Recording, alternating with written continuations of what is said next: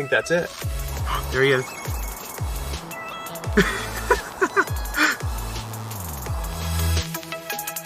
You guys ready? Let's pull it. Ready? 1, 2, 3. Oh. Hey! And JB's on there! 600! 600! Yes! Yay! 600 mile time. That would be just... So here we are, back with the real Supercharger.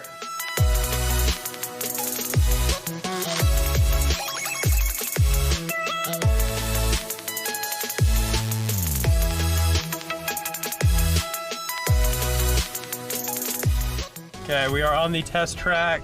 They'd recommend putting your head on the headrest. Okay. There he's ready. Nope. Yep. Oh, there it goes. Oh, that never gets old either. We have the post-putting production cars here.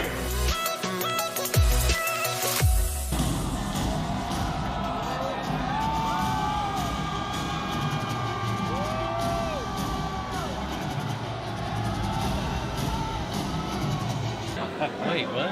Yeah, oh yeah, you watch it. Well, why is he gonna throw it? I don't know, but we're gonna watch it. Yeah. He just used a sledgehammer. What? Well, maybe that was a little too hard.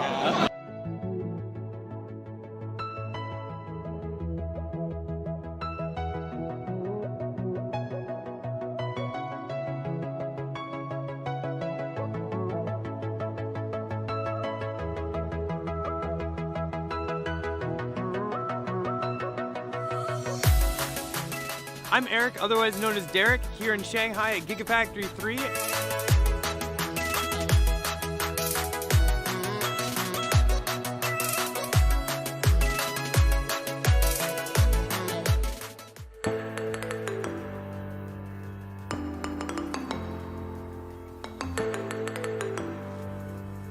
Ballapalooza.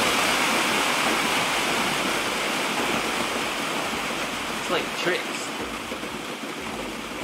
3, 2, 1.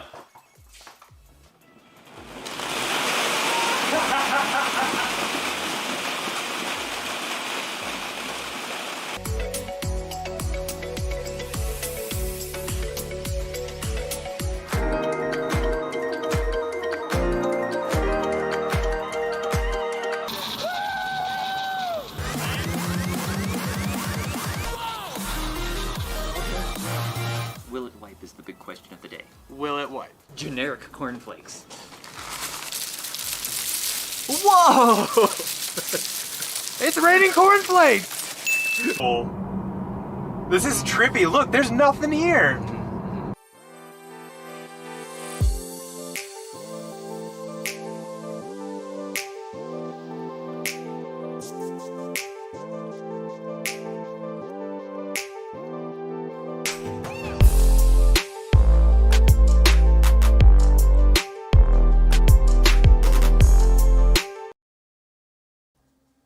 Sorry for the black screen. Welcome everybody. How are you? Hopefully everyone's doing well. Real quick, last week, sorry for the no live stream. Had a very busy weekend. Been doing a lot of video stuff behind the scenes, coming soon, and it was a long weekend. So had a lot of stuff going on. So unfortunately, didn't do live stream last weekend. But So we're back. we're back. So here we go. Sorry, I just need to check audio because I did not check it before the stream. Yikes. Anyway, so October, here we are. I can't believe we're already here. A lot of news, though, has happened since we have chatted. It's been about 14 days. Sorry about that. A little over that. I think it's been since battery days. It's actually been like 18 or something, so it's been a while. Yikes. Apologies. So a lot of news. A lot of news. So strap in. Yeah. Oh, you already buckled. Oh, yeah, he's already. I'm ready. Yeah, He's already 2 steps ahead of us. Anyway, let's just jump right into it. If you are new here, welcome. Hit the subscribe button. Hang out with us. And we're going to go over some Tesla news. And then we'll just kind of open it up and talk to everybody, see how everyone's doing, and answer any questions you guys might have. So, real quick, I have some referrals to thank. We have Ashwin, Steve, Dan, Niles, I think. Niles, sorry. My bad. Joseph, Daniel, and then a solar referral for Ryan. So congratulations, everybody, and Yeah, thank thanks you a so lot. much for all your support. Really And appreciate congrats it. on all your purchases there. Oh yeah, cars flying off the shelf. Yeah. Not gonna lie. It was a busy, end of the third quarter there. Speaking of third quarter, we have some numbers. Yeah, basically Tesla said that they had the best quarter ever. They had produced 145,000 vehicles, and they actually were able to deliver 140,000. The other 5,000, they always have some that are in transit that don't get delivered, but they are produced during that quarter. Yeah, and I mean, stock market seemed to I don't know, it seemed to drop a little bit after that news, which was kind of surprising. Yeah, it started going back up a few days later, but then the market as a whole has had some bad days in the past week or so. But it's going to go back up, and there have been some other people. Every day somebody's doing another analysis of the stock and predicting. But I always see numbers. It's going to be up in the 500s, 600. So we'll see. It'll get back up there. Yeah, there was one analyst that I heard from, and he was saying it should be 800-900. I was I mean, I won't complain. Yeah. But there was one that said $78. Yeah, I don't know where they get that. Yeah, I know. But luckily we are where we're at. I just looked after hours over the weekend. We're up $8. So that's kind of where it's at right now. But there's been a lot of good news, a lot of things that I've kind of hit this weekend. We'll talk about that a little bit later. So I think that might be why it surged a little bit. But basically, we learned that 2 new EVs will be built by Tesla in Berlin and Shanghai. So that's actually pretty exciting. Hopefully a smaller version, maybe a more custom for that I think the one in area. China, it's going to be designed in China. And it's probably going to be a much smaller vehicle than what we have with the Model 3 here. And the one in Berlin, or in Germany, in Europe, we don't know much details about that yet. But Elon did say that their first production car there at the Giga Berlin factory will be the ones that use the 4680 battery, which they talked about on Battery Day. Yeah, which they said the first car supposed to be built in Berlin was supposed to be the Y. Yeah, which is interesting. Well, then they said, well, maybe it will be a redesigned Y. So exactly. Well, yeah, heavily redesigned. Similar to the Y, but heavily redesigned. So we'll see. So it should be using those 4680 cells, which is pretty interesting because it seems like here for the U.S., they're not planning on bringing that to anything besides Roadster, Cybertruck, and they did say Semi for a while. I thought Elon did say that the Model S Plaid would have the 4680 cells as well, but we don't know. Are they still going to have the regular S and the Plaid S, or are they just going to, we don't know. Yeah, we'll find out next year. Exactly. But yeah, super excited for Plaid S. We do have our order in. We actually ordered it right when it was announced. And they're definitely going to need those 4680 cells to get the the performance that we've seen, which should beat Lucid Air and all the rest of the competition that's been currently announced. Yep, exactly. And then let's see. So Tesla has acquired a German battery manufacturer. It's basically a company that sets up battery manufacturing lines and transmission lines. And the interesting thing is that this company typically sets up those transmission and battery production lines for BMW and Mercedes. Yeah. So it's interesting that Tesla bought them. So I wonder where BMW and Mercedes will be getting their services from going forward. And what's interesting is Tesla has purchased a robot manufacturing company before that was building a bunch of robots for other car manufacturers. And once Tesla bought them, they canceled all those contracts. So I'm curious with Tesla buying this battery manufacturer in Germany, are they going to just cancel everybody's current orders? Yeah, it'd be interesting. But the cool thing is Tesla continues with that vertical integration where they start from, they're getting into the mining. That we mentioned a couple weeks ago how they're getting into lithium mining and all the parts manufacturing. They're building seats, building transmissions, building batteries. They do a lot of this themselves, and that vertical integration really helps. But it's interesting how that affects the competition by taking those other manufacturers away from the competition. It's definitely interesting, and I'm not opposed to it. I mean, those other manufacturers could have easily come in and bought that, the battery manufacturer, anything like that. So, I mean, it's kind of survival of the fittest, to be honest.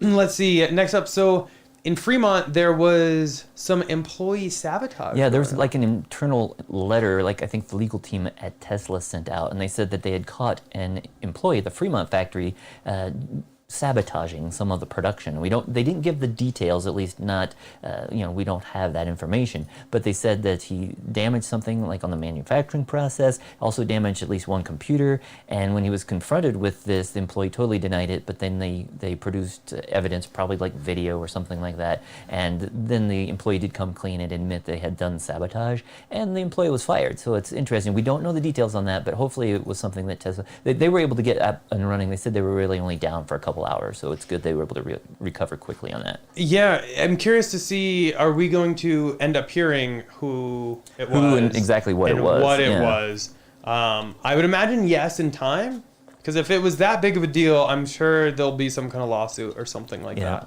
And we've seen other lawsuits where companies have tried sabotaging computers and stuff like that. So I'm sure we'll get the details eventually. Yep. Hopefully the juicy deets, we love them. Next up, so it was actually announced like a couple weeks back, but Walmart in Canada has expanded their semi orders from Tesla to 130 trucks. That's a lot of semis. Yeah. I don't remember what the original order was. It was I think it was like a dozen or something like Okay, that. was so it? It was a really, maybe even less. It was a small number. So that's a huge increase. So they're definitely showing that they've seen the product and they think that's right for them.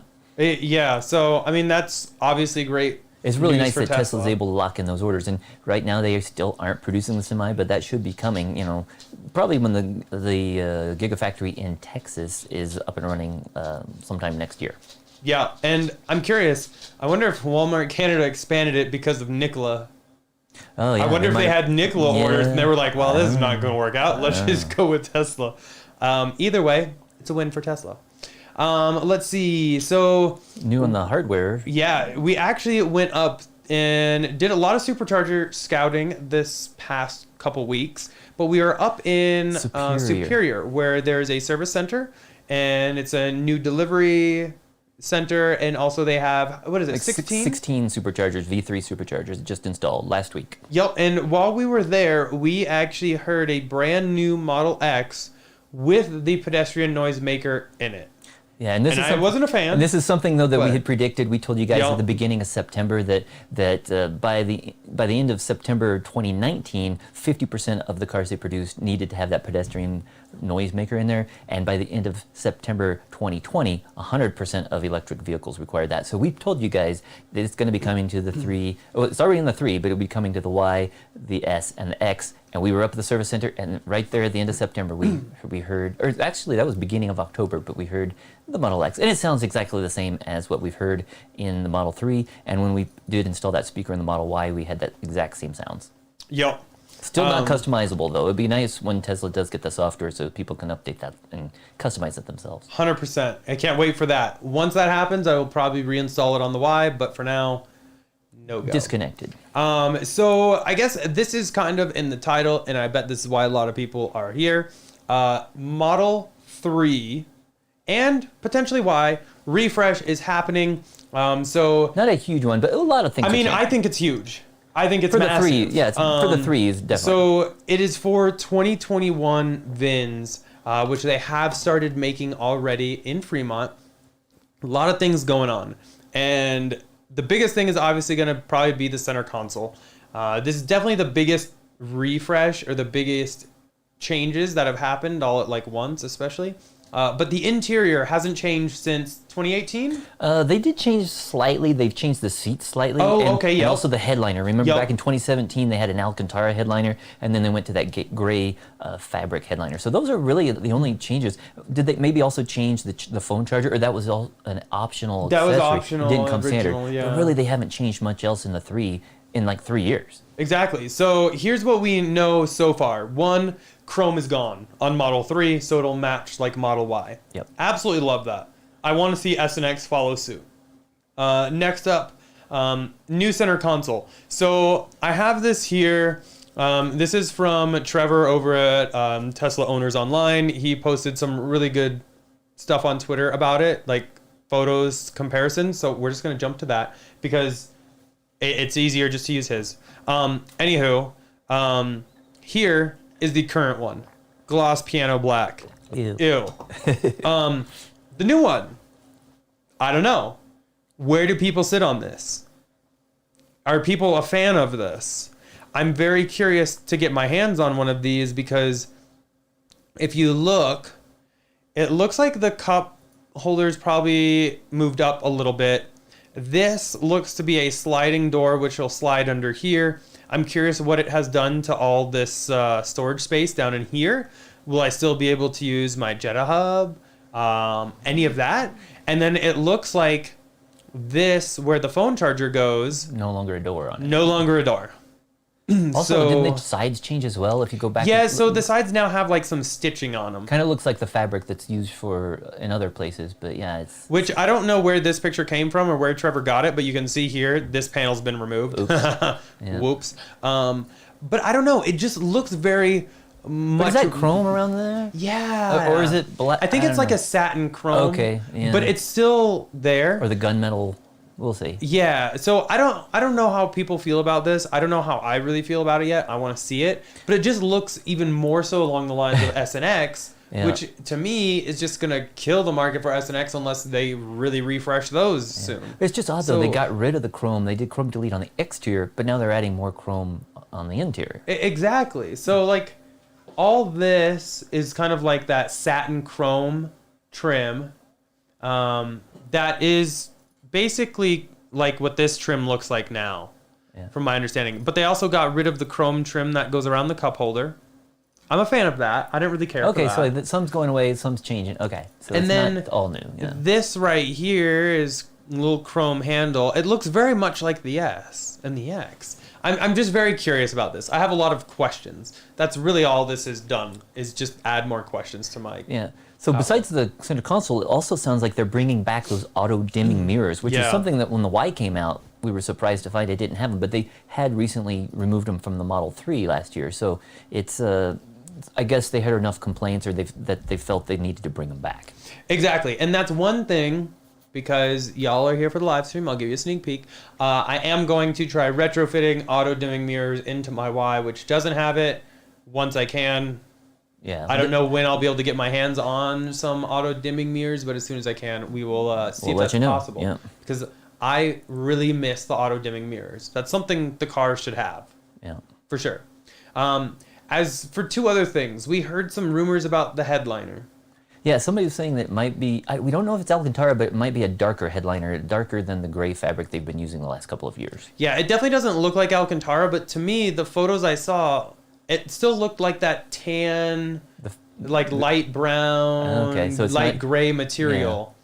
So I honestly don't think the headliner changed. We don't know if that's changing or not. Exactly. But there's also rumored that they'll finally be having the heat pump in the Model 3 as well. Yep, which would make perfect sense because they have already changed the bucket for the frunk. In the front. Yeah. To allow for a little bit more room for that heat pump. They've already done a lot, and it's just a matter of time. So this could be it. Their refresh, and now it's going to happen. But the biggest things are definitely going to be the chrome on the outside is now going to be black, like Model Y, and now the center console looks like that. So two pretty big things, to be honest. And who knows, there could be other changes too that we don't know about yet. Exactly. I'm sure there are. So as soon as I can, I'll be getting my hands on one of these and check it out and let you guys know. But that's kind of like the biggest news right now is this center console is kind of blowing my mind. I'm just looking at it still, and I'm just like, I kind of like it because it looks a little bit more minimalistic, but at the same point, I don't really care for it. Yeah, it'll be interesting to see it in person. Yeah. I guess I will reserve judgment until we see that. Yeah. Yep. But as of now, I don't know. Let me know down in the comments what you guys feel about this. Oh, and also, yeah, the new wheels. So several. It looks like the sport wheels are now going to be in an 18-inch variant. So thicker sidewall tires. We all love that. More comfortable ride, but still get that look. Thank you to Frank for mentioning instead of just that. the arrows, because previously only had the arrows. Exactly. In the 18-inch. Yep. So a lot of stuff coming up with Model 3, and I still don't think this is the end of it. I think there might be a couple other things that are sneaking around. So hopefully we can get our hands on one ASAP and check that out for you. But currently, it's the beginning of the quarter, which means they're building cars for overseas Europe deliveries. Yeah. So it'll probably be, about another 3-4 weeks Maybe we'll see. Until they start U.S. delivery. Yeah, or we'll see. US You never know, still- because with multiple assembly lines, you think that they would have at least one line still doing U.S. cars, but you never know. Yo. We'll see. I'm sure we'll see pictures soon. Yeah. So I don't know. We can kind of talk about it at the end, and I'm really curious to just see how everyone feels about this center console. But I don't know. I'm still on the edge. Yeah. So next up, we actually had a video on this past week, and that's two-factor authentication.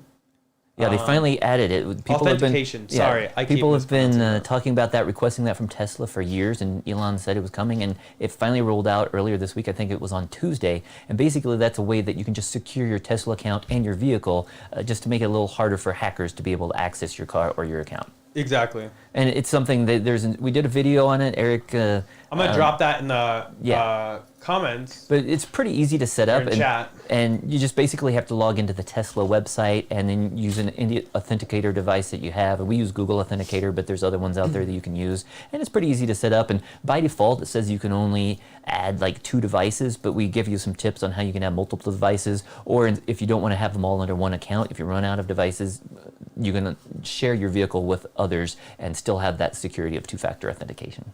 Yeah, so it's definitely something that we're a huge fan of. It just will help really protect your account that much more. But if you want to learn more about it, definitely check out the video. I don't know. I'm really happy about that one. And Elon's been talking about that for like a year. Yeah, and So- cool thing too is it makes it that much more secure, but it's not that much of a hassle. You just have to enter in another little code, and there is a way that even if you're offline or if you don't have your devices, you have some temporary passcodes or one-time use passcodes that you can use, which will still allow you to get into your account. And the nice thing is you don't have to use those every time you launch the app or every time you go to the website. It's just, if your session's expired or if you've closed the app. Or new computer. Yeah. So it's like you don't have to use it all the time, but it still locks down your account much more than it was before. Yep. Real quick, Chucky actually asked if is there a price increase for 2021. Well, currently they're building the cars for 2021 at Fremont with 2021 VINs, and there's been no price increase on the website. Yeah, a lot of people already placed their orders, at the end of September, beginning of October, and they're already getting VINs, and by the VIN, I think it's like the 10th digit you can see is like an M instead of an L. Yep. That indicates that it's a 2021 version. And for those of you who've been around a while, in the past, Tesla didn't have like model year numbers. It didn't change until the actual beginning of the calendar year. But last year in October, they started those new VINs rolling out, and they're doing that again this year. So definitely see that they're producing 2021 vehicles, but there has not been any price increase. So anybody who has made an order, they're locked in, and they will be getting those new vehicles at whatever price that they ordered at. Yep. And with a new center console that they had no idea they were going to get. Yeah, that's the thing And too. with Chrome Delete that they didn't know they were going to get. So for those of you who, they always have this issue where, oh wait, that's not what I ordered, but they're like, well, it's better. If that's not what you want, if you still want the older model that looks slightly different or has a different center console, they can probably find you one in inventory. So don't get all upset. Yeah. Talk to your order advisor and ask them if you want the old one versus the new one. They can do it. They have cars in inventory that you can still get. Yep. And actually, real quick, forgot to also mention the potential for the automatic trunk for Model 3. Yes. A lot of people are looking forward to that. This is big enough. This qualifies as a refresh to me. Hands down. I mean, Elon can call it what he wants. If he's watching, don't take this the wrong way. Mm-hmm. I really love your work. But this qualifies as like It's a pretty big refresh change to because, me. like we said, they haven't made a lot of changes since 2017 when the 3. But it's a good car. They didn't Yeah. have a lot they needed to change. But also, so we've been talking about the 3. The Y came out, 7 months ago. So we're not seeing all these changes in the Y yet. But I think probably once they use up those parts, we'll probably be seeing all of these same changes that aren't already in the Y. Will probably be coming to the Y, later this year, beginning of next year. Here's what I'm gonna say on this one, because this is kind of coming full circle for me. Model Y wasn't supposed to start being delivered until October of 2020. Originally, yeah. We are now in October, and now we are starting to see the new center console coming to the 3 and potentially the Y, as well as like the Chrome Delete coming to the 3. So to me, this just means those parts were not going to be ready before Y was ready. So they decided to use the existing Model 3. Stuff, yeah. So my whole outlook on this is this center console was supposed to be debuted in Model Y when it was first delivered in October of 2020, but because they beat their estimated time, the center console wasn't ready, so they ended up using the original Model 3. That's my guess. Yeah. It seems to line up so perfectly. Yeah, so I think we'll be seeing some of these changes. Again, you might not get them all on day one, but gradually over the next few months, you'll be seeing these changes in the Y. Exactly. And then definitely the new center console, I would expect the auto-dimming mirrors. Soon, yeah. Very soon in the Model It's Y. already got the chrome delete. It's already Yep. got the heat pump. It's got a lot of these other changes. So, yeah, just a few other ones. Some people are saying in chat, what new center console? Oh. Boom. We'll go back and show them the current console again. So this is from Trevor at Tesla Owners Online on his Twitter account. But you can see he got a picture of the current one. So that's what the 3 or the Y current vehicles 2020 or before look like that. And the ones in production right now look like this. And people I've seen people have been out on the parking lot where they store the cars before loading them up on carriers, and people have been like peeking in and seeing and taking similar pictures to such as this. Yeah, I'm very curious though, will I be able to actually swap that charging pad? Because that charging pad is only for vertical, and I actually use the Jetta charging pad right now, so I can use my phone in horizontal. Yeah, and we saw some problems too with the Model Y charging pad where the OEM. It doesn't work on the OEM one. So with our phone cases, which is unfortunate because it worked fine with other ones. Exactly, it was not ideal. So it'll be interesting to see if this one has better coils or something. Maybe it'll work better. We'll see. We'll test it out. Yep. But anyway, that is by far the biggest news right now. I think this is huge. This is a refresh. Call it what you want. It's a refresh. So next up, Model S and X. Yeah, Waiting for it, Elon. Yeah, we'll see. Yeah, but we definitely know something with the Plaid is coming out next year. We might see something before Plaid that maybe the regular S and X, just maybe a refreshed interior, some exterior stuff, but maybe for the Plaid battery and powertrain, that might be coming, like Elon said, a year from September. Yep. We'll see. A couple people real quick. I'll address this real quick. Kevin and Miss T, one of you said you have to take the case off for it to work, and the other said Tesla Y's charger also seems to be underpowered. Agree to both. Yeah. I use the Jetta one now, and I can leave this case. It's a very minimalistic case. What is it, SpyGen or something like that? We have no problem using our cases with other wireless chargers, so there's no excuse. And also on the Model 3, the cases work fine, didn't they? Yeah. And so why on the Y does it not work? Exactly. So there's definitely something there, but if you are having issues, I mean, the Jetta pad has worked out great for us, so definitely something to consider. But let's jump right into the other news.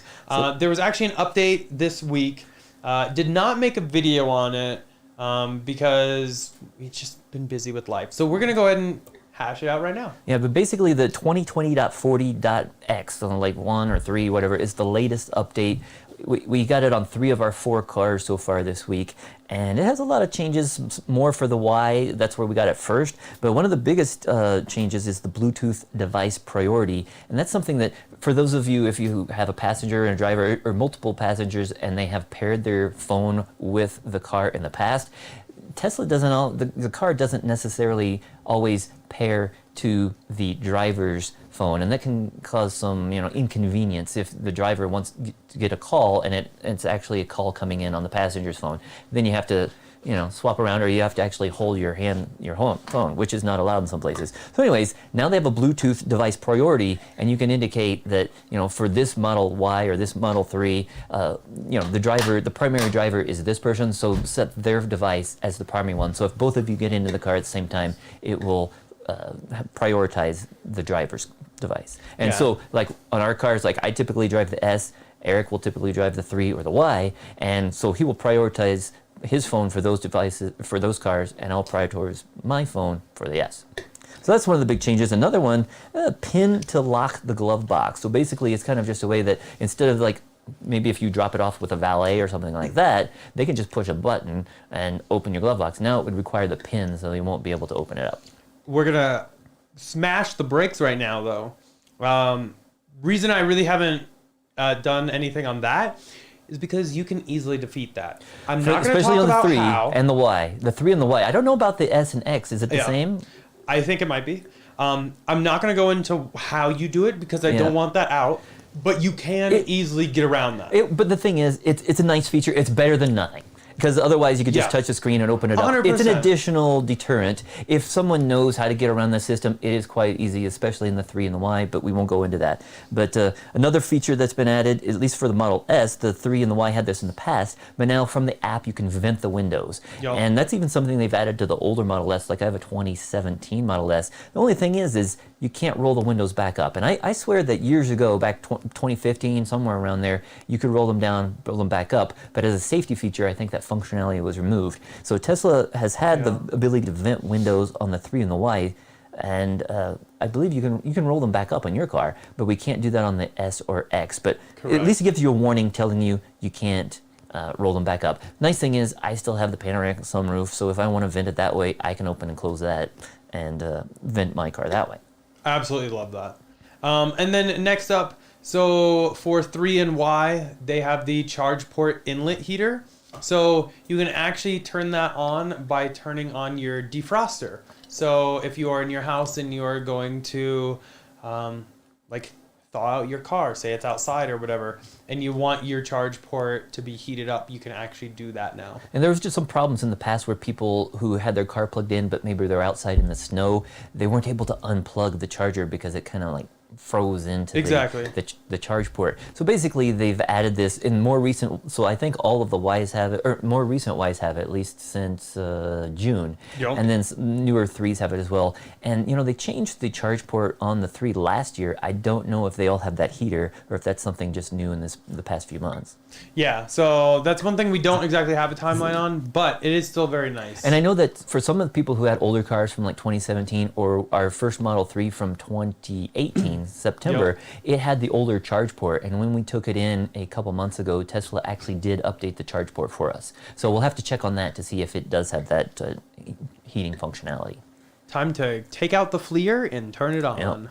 That'll be a fun test. And then next up, we did get the ability to automatically go through green lights without a lead car.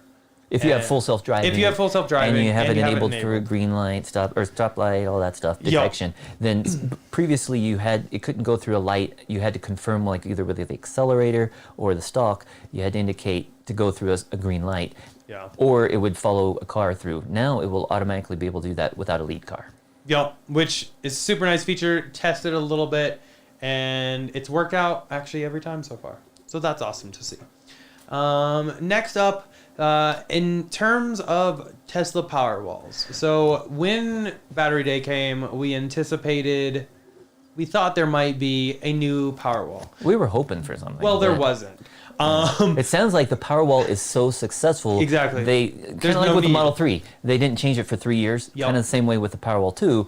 They're not upgrading. They're actually raising the price to kind of slow demand down a little bit. So I think the Powerwall used to be like $6,500 just for the first Powerwall. Then you had the gateway and installation. But now it sounds like they've increased the price by like $500 on the Powerwall. So not a huge increase, but still, it's not a welcome increase probably for most customers.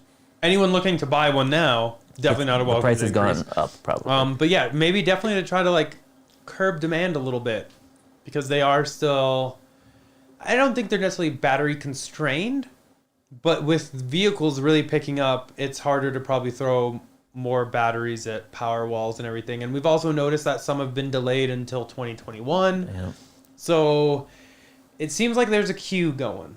And that's why, since we've heard people being delayed to like February, we thought there might be a new product coming up. There might still be. Yeah. Maybe it just wasn't announced on Battery Day, but we'll see. It would be nice if they would up it a little bit. Yeah, especially because Panasonic has announced that they're increasing the capacity of the energy capacity of their batteries. So if they're going to be rolling those batteries into the vehicles, you'd think they would be able to put those into the Powerwalls as well and bump it up, even if it's only like 5%. That's still an increase. It's still it's still a welcome to increase. I don't think anyone's going to complain about more power. Yeah. And then, so earlier we talked about new supercharger or checking out superchargers in the area. But we have some news on other superchargers. Just like, well, in our in Colorado. Yeah. So there's 2 new Cool. openings. Yeah, so cool thing is in Colorado, you know, we're focused on Colorado, but they're opening them up all the time, all across the world. But in Colorado, in this 1 week, we opened up 2 brand new superchargers. They expanded an existing charger that they had just opened up a few months ago, and they actually started construction on another one in Montrose, Colorado, which is out western slope. And so they are continuing to expand all around Colorado, and we're hoping to find a couple more. We know of a few more locations where they will be putting them, but we're hoping to find a couple more that they haven't announced yet in the coming Exactly. months. Yeah. So a lot of stuff going on here in Colorado with superchargers. Yeah, and it's across the country, across the world. It's just we're focused on these because this is where we do our road trips. So it's cool. There's also some huge new one out in California. I think it's got like 56 or something. I don't know, but it looks like it's going It's in a massive one. next to like a Chevron, I think, or a Shell gas station. It's going to be huge, and it looks like it has solar canopies and everything. That's probably going to be the biggest one in the United States. So it's cool to see that one. It's coming along, and it looks, nobody took any pictures of it until it looks like everything was already installed. So it was cool to see they got so far in production before anybody found it. Exactly. Yeah. We'll have to road trip sometime and check that one out. Yeah. Real quick, I want to follow up on a comment.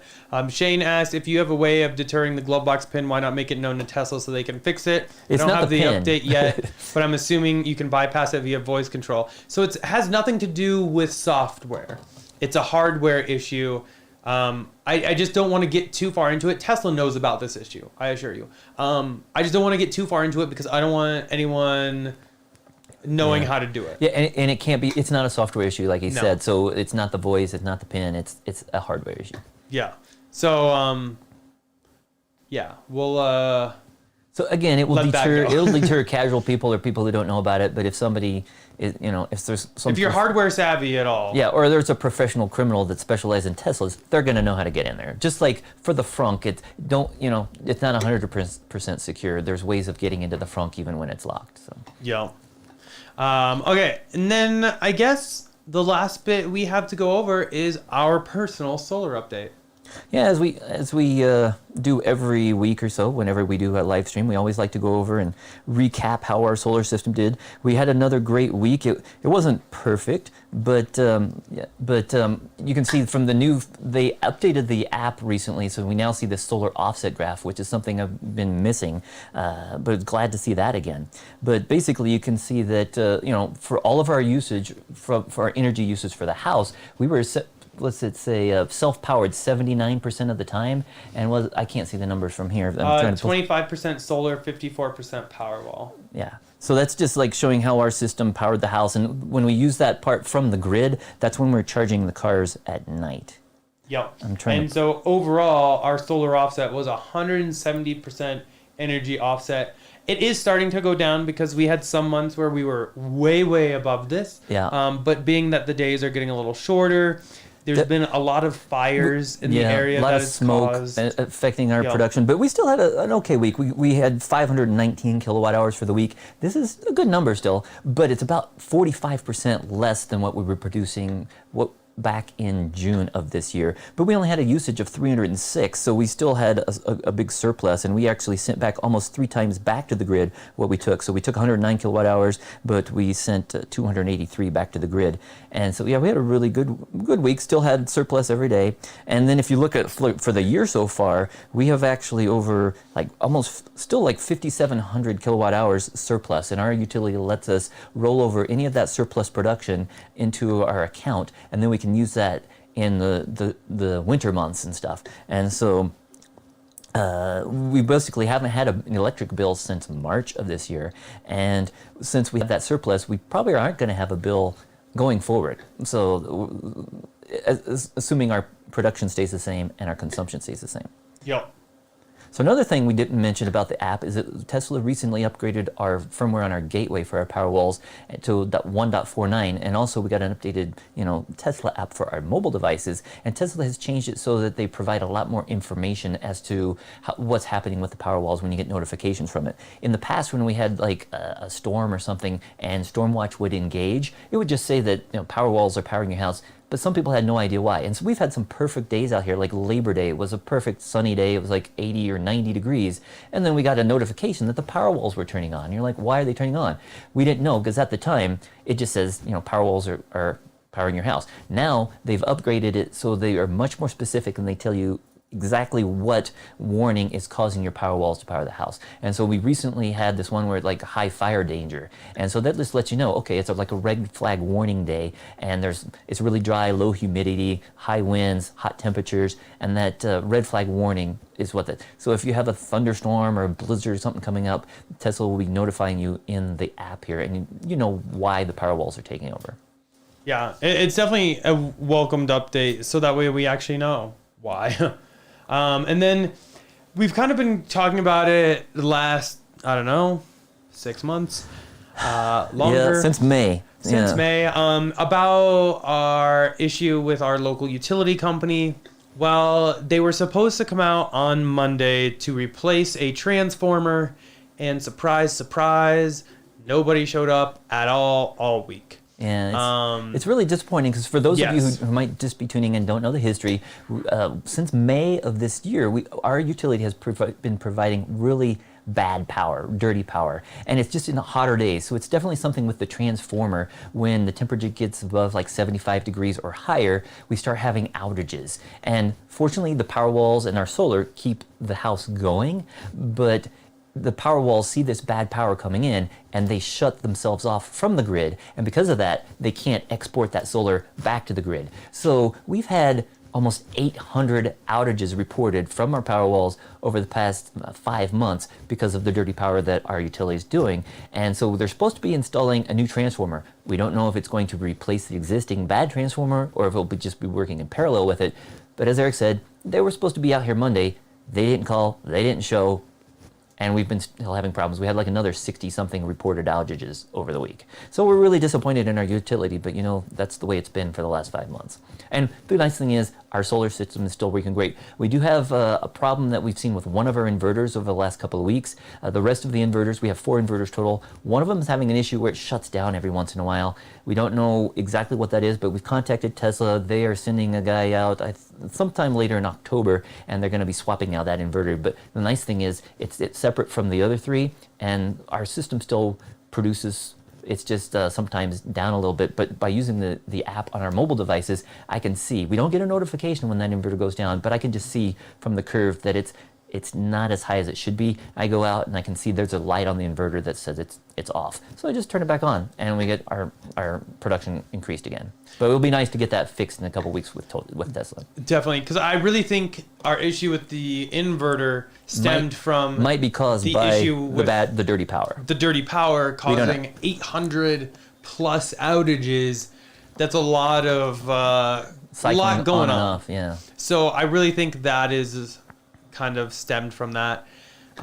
Hopefully we hear something this week from our utility provider, but at this point, I mean, I'm not holding my breath because here we are. Yeah, but it's just sad because I'm just gonna sigh. We've been complaining about it for 5 months, and they said they were going to update our transformer, and they've replaced. We had a big storm in June. They've replaced nearly every power pole and every transformer in our neighborhood except for the one that serves our house, and it's very inconvenient. An inconvenient truth. Yes. Let's see. Sorry, I need. But that's to about it for the take care news. of one So thing now we can real get quick. into like questions. Anything you guys want to talk about? Yeah. I saw Jim mentioned, have your neighbors asked you guys about solar or commented on the roofs? Actually, yeah. So one of our neighbors is actually getting solar. I don't think he went through Tesla. No, that's a slight disappointment. And he's talked with us multiple times over the last 2 years because he sees us out there when we're getting installed, or we have our snow rake. So if we have a big storm, we'll go out there and clean off a few of the panels, and you don't have to do that, but he sees us out there and we talk to him about it. So he's interested enough because since our dirty power, we have a lot of outages in our neighborhood. They're tired of it, and they're so they're looking into actually getting solar as well. And I believe he's getting at least one Powerwall, but I think he's going through Sunrun instead of going through Tesla directly. So I don't know. I don't know why he didn't go through Tesla, but good thing that he is getting solar because that should help him get through those outages. And we actually have one of our other neighbors who said they're interested. They had some questions about solar as well. And we do have 2 other neighbors within a block or so that have recently installed solar as well. We love it. Solar's been amazing. Let's see. Chagong said, with the new battery and casting improvements, it will improve range at least 25%. Do you think the current version will instantly get a much lower resale value? I mean, it really hasn't happened like that in the past. It's just people that do buy a newer one will get that much more. So I don't think there'll really be that big of an issue. Kind of the same thing people worry about with battery, because they're always increasing the battery, and that helps increase the range as well. But a lot of Teslas are still holding their value. Yo. I mean, some of the older ones, you can definitely get an older, like 2013, 2012 Model S for like in the $30,000 range. But there's all different prices. It just depends on what you're looking for. Yep. Let me look here and see what we have next. Grady said, do you think the Model X will get executive rear seats, and do you think that Model S and X will have heated and cooled massaging seats? That would be nice with the plaid version, at least. Yeah, I mean, they need to elevate S and X somehow. Yeah, and they did have executive seats back in the past, but they got rid of those back before like 2016. Long ago. I don't remember the exact year, but the thing is that they were just they're not. They basically just had a center console in the seats, and the seats didn't really recline, so they weren't that much of an improvement. They were it was 2 seats in the back instead of 3. And they stopped carrying those. I haven't heard a lot of complaints about it, but it would be nice if they brought back executive seats and the cooling functionality, because we haven't seen that in a long time. Yeah. And no joke, but it sounded like the cooling functionality sucked. Ha ha ha. Or blows, it depends. Or blows, whatever you want to say. But it'll be nice, because especially after when we saw the unveiling of the Lucid Air, that interior was amazing. I mean, there were some weird controls and parts that I didn't really like, but the seats and some of the other design elements really looked great. And the ability to customize it, they have some really nice color schemes and stuff like that. So it'd be nice if Tesla did up their game a little bit, because they've been cutting back over the years, trying to simplify production, but it'd be nice if they brought some of that back. With S jumping to that price point, they need to. Yeah. They need more to justify it besides just a faster 0 to 60 time and a little bit longer range. Jim said if you call them and ask for a bill adjustment for dirty power, you might get their attention. I mean, we've dealt with them in the past, and they just don't care. When we tried contacting them originally, we complained about the problem, and voltage drops, stuff like that, the frequency changing, and they basically said that we would have to pay like $8,000 to have a study done, and that if they did find that the problem was due to the transformer, then they would refund us and they would pay whatever it takes to update that. But the thing is they said that if they didn't find a problem with the transformer, we'd be out $8,000. So we didn't have the study done. We did have Tesla come out, and we did have the utility come out, and they tested the voltage and frequency right there on the drop, right where it comes into our comes through the meter and goes into our box. Yeah. But Tesla did not find any problem within the wiring of the house. They were seeing the voltage drop as it comes right from the wire from the transformer. But for some reason, when the utility came out, they just plugged in a thing that looked like a hairdryer, and they said, oh, there's no voltage drop. And so it's not that the hairdryer there's a problem. We told them it's on certain days, and it's at certain times, and it's like we don't know if it's our neighbor's pool, or we have some water pumps from the town, so there's something that's causing it, but they came out on a cool day in the evening instead of a hot day when we usually see the problem. So our utility, we're not happy with them. But as you saw, over 75% of our power is from ourselves now, and we send our excess back to them. So they're paying us. Yeah, They should be paying us more. They haven't paid us. We haven't paid them for electricity in like 9 months, 8 months, something like that. Real quick, Dan, thank you for the $15 super chat. Dan. Said, hey guys, just got the carbon fiber stock covers. They look really good. Awesome. I absolutely love them. Next up, carbon fiber sills from Abstract Ocean. Slowly getting addicted to carbon fiber. LOL. Keep up the great content. Yeah. Thank you very much, Dan, and glad you like them. You should drop the link for that video, because we did a video. Yeah, I'll find that. We real updated quick. those products that Eric's just talking about, but we added the carbon fiber stocks to the Y, right? Yep. And also you did the dash, and you had already done the center console. But there's a lot of different accessories out there. And the seat bags. Oh yeah. And then we added the spoiler to my car. So we did carbon fiber video earlier this week. And we did the turn signal indicators. Yep. I forgot about those. So as well. we did a lot of the repeater stuff. cameras. Yeah. I'll go ahead and take that real quick. I'm gonna drop that in chat if you guys want to check that out. But thank you very much for the super chat, Dan. Really appreciate it. Diego, welcome Diego. Said, hey guys, listening to the live stream on the road, driving back from Cali, getting funny looks from my fiance. LOL. Would love for you guys to say hi to her. Hi Diego, and hi Diego here, fiance. Emir. It's been a couple weeks since we've been able to see Diego. Yeah. Yeah. So yeah. Hopefully we're not driving you crazy, Emir. But we're happy to have you guys listening. Thank you so much. Let's see. Jason said, I saw this DB2, or is it OBD2? I think it's OBD2. Okay, that's why I was like all onboard okay. diagnostics. Adapter for Tesla Model 3 and Y. Do you think it would be possible to use this adapter to give Blackview Dashcam power from the OBD2 power cable that Blackview sells? Maybe. Well, maybe, but I haven't tested it really. But I thought the older 3s didn't even have an the older ones didn't. OBD2 port. I know, now I'm all... So newer cars, if they do have that, then I think there are... Yeah. I've seen plugs that kind of like pass through, so you can like suck the power, but it still does all the same functionality, and you can plug something else into it if you need to. Yeah, so I believe you should be able to do that. It would still kind of be a test because I haven't heard of that. But I don't know, is that powered 24 hours? Exactly. Whereas like when we have the Model S and we have the Blackview dash cams installed in this, it's into a wire that is powered 24/7. Yep. And so no matter where the car is, what time, wherever, it's recording. And I know that in the Model 3, the race car, the Model 3, you have like a battery system that from Blackview. So I have Blackview's battery system actually sitting under the center console, and it goes into the cigarette outlet, and that's how it charges when you're driving, and then when you're not driving, it uses that.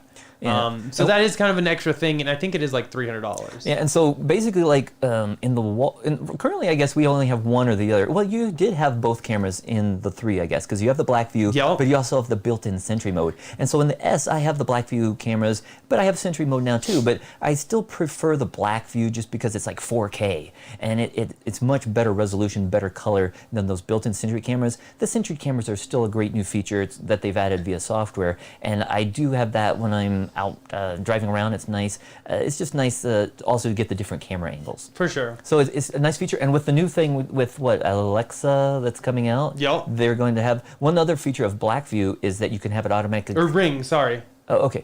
Sorry. But one other nice feature of the Blackview is you can automatically connect to the cloud. So either when you get home and it connects to your Wi-Fi, or if you have a Wi-Fi hotspot in your car, you can automatically upload any of these videos if there's any accidents or intrusions into your car. And so this is some new feature that Ring is going to be having teaming up with Tesla, that with the built-in Sentry cameras, they will be able to upload those videos and you'll be able to view those remotely. Yeah, that'll be really, really awesome. But there's pros and cons to Blackview as well as the built-in Tesla cameras. Another thing about the Blackview is that they're very energy efficient. It uses hardly any battery power, whereas the Sentry mode, I think it uses something like 300 watts an hour, so you definitely see some percentage or mileage drop if you're using Sentry mode all the time. Yep. Miss T said, I haven't watched all your videos, but do you have one on washing the car? Oh, yes. I think I do. There's a couple. There's multiple ones, yes. They're kind of cringy, but I'm sure click on videos and you can search and we've got different ways because we have they're gonna be cringy. How to watch matte wrap or non-matte, whatever the glossy wrap is, and we've done the ones without water where you just do kind of a chemical wash. What are that? I forget. Just a spray wash. A spray wash, yeah. And so that's very. Oh wow! It's 3 years old. Yeah, maybe we should do an update on that. But yeah, we have a few. I mean, so there's a couple. There's one that's 3 years old called Tesla Car Wash. I probably still use a lot of that. Yeah. There's one 600-mile road trip worth of bugs. I remember that. Yeah. From a year ago. That's a little better. Yeah, I would check those out. If you have any questions, though, just email me or whatever. Yeah, or do a search on those because it looks like we've done a few. Yep. Maybe we should do an updated one because I'm sure things have changed on my end. Yep. Motor Nation 257, can you do a drag racing video with all your cars? I mean, maybe. We could, yeah. The issue is finding but we also know who'd win. The Model 3 performance would win because he's got a bunch of upgrades, but it's lighter and got the right wheels and tires and all that stuff. Yeah. So we know that the 3 would win. Yeah. But I mean, the S would still win on range, and the Y wins on. What would win, Y performance or S yours? I don't know. I think you might be able to beat close? it on the Y. Okay. Yeah. I think because since mine is a S100D and it's not the uncorked one because it's early 2017. I think my 0 to 60 is like 4.1 seconds or something. I'm thinking that for your performance Y, I'm thinking it's a little faster than that. 3.3 can neither Oh wow, that's confirm a nor lot faster. deny. Yeah. Oh, okay. Yeah, I remember that video. Okay. Yeah. I plead the fifth. Nobody can prove it. I guarantee it. You can't prove it. I remember. Yeah. I mean, I remember seeing the video. I don't know if it was. Oh, sorry. It's an inside joke, but it's not really inside anymore. But I think People that know. definitely. So that says right there that the performance Y would be faster. But I have a non-performance S. If we had a performance S, So it would beat the Y or the 3. Looking at the current S though, long range is 3.7 0 to 60. Wow. Yeah, so it's down even better than mine. That's wild. And the performance, what's the performance though? Still like 3 point. Performance is 2.3. Yeah. So see, if I had a And performance. plaid is 2 under. Wow. So yeah, if I had a performance, it would definitely beat the 3 or the Y a bit. Wow. Yeah. I didn't realize it was good, 3.7 for long range. Yeah. That's wild. I'm still pretty happy. Oh look, there's a super chat. James Whitman, thank you for the $5 super chat. No message. I don't know if you meant to do a message. If you did, just drop it in regular chat and we will read that. To it. Yeah. He did say something. He said in regular chat, he says he has a 2013 S85 without autopilot. Yep. Do we think he should replace the daughter board? So yeah, that's something we've talked about for older cars with MCU1. They're having, as they age, the memory in those cars is causing the center screen to have problems. And originally Tesla was charging like over $2,000 to replace it. Then they came down to like $1,400, and then they also started doing an MCU2 upgrade. But for an older car like that, I would say it's definitely worth it if he is seeing some problems to do the upgrade on the daughter board. That basically just allows you to upgrade the memory. Yep. It's much cheaper, and I think you get like 8 times as much memory, going from like 8 gigabytes up to like 64 gigabytes. I don't think they use all 64, but it just gives them more space so they could, when they move the updates around, they don't have to write over all those parts of the memory as often. And I think the part itself is like less than $200, and the labor is less than $200. And if you tell them, if you definitely have a problem with your car, you can try to avoid the diagnostic fee, and you might be able to get that daughter board upgraded for less than $400 total. If they do try to charge you a diagnostic fee, if they don't see any problems, then that might add to it. It might be around $500, but it's still a lot less than the $1,500 they were charging people to swap out the entire MCU.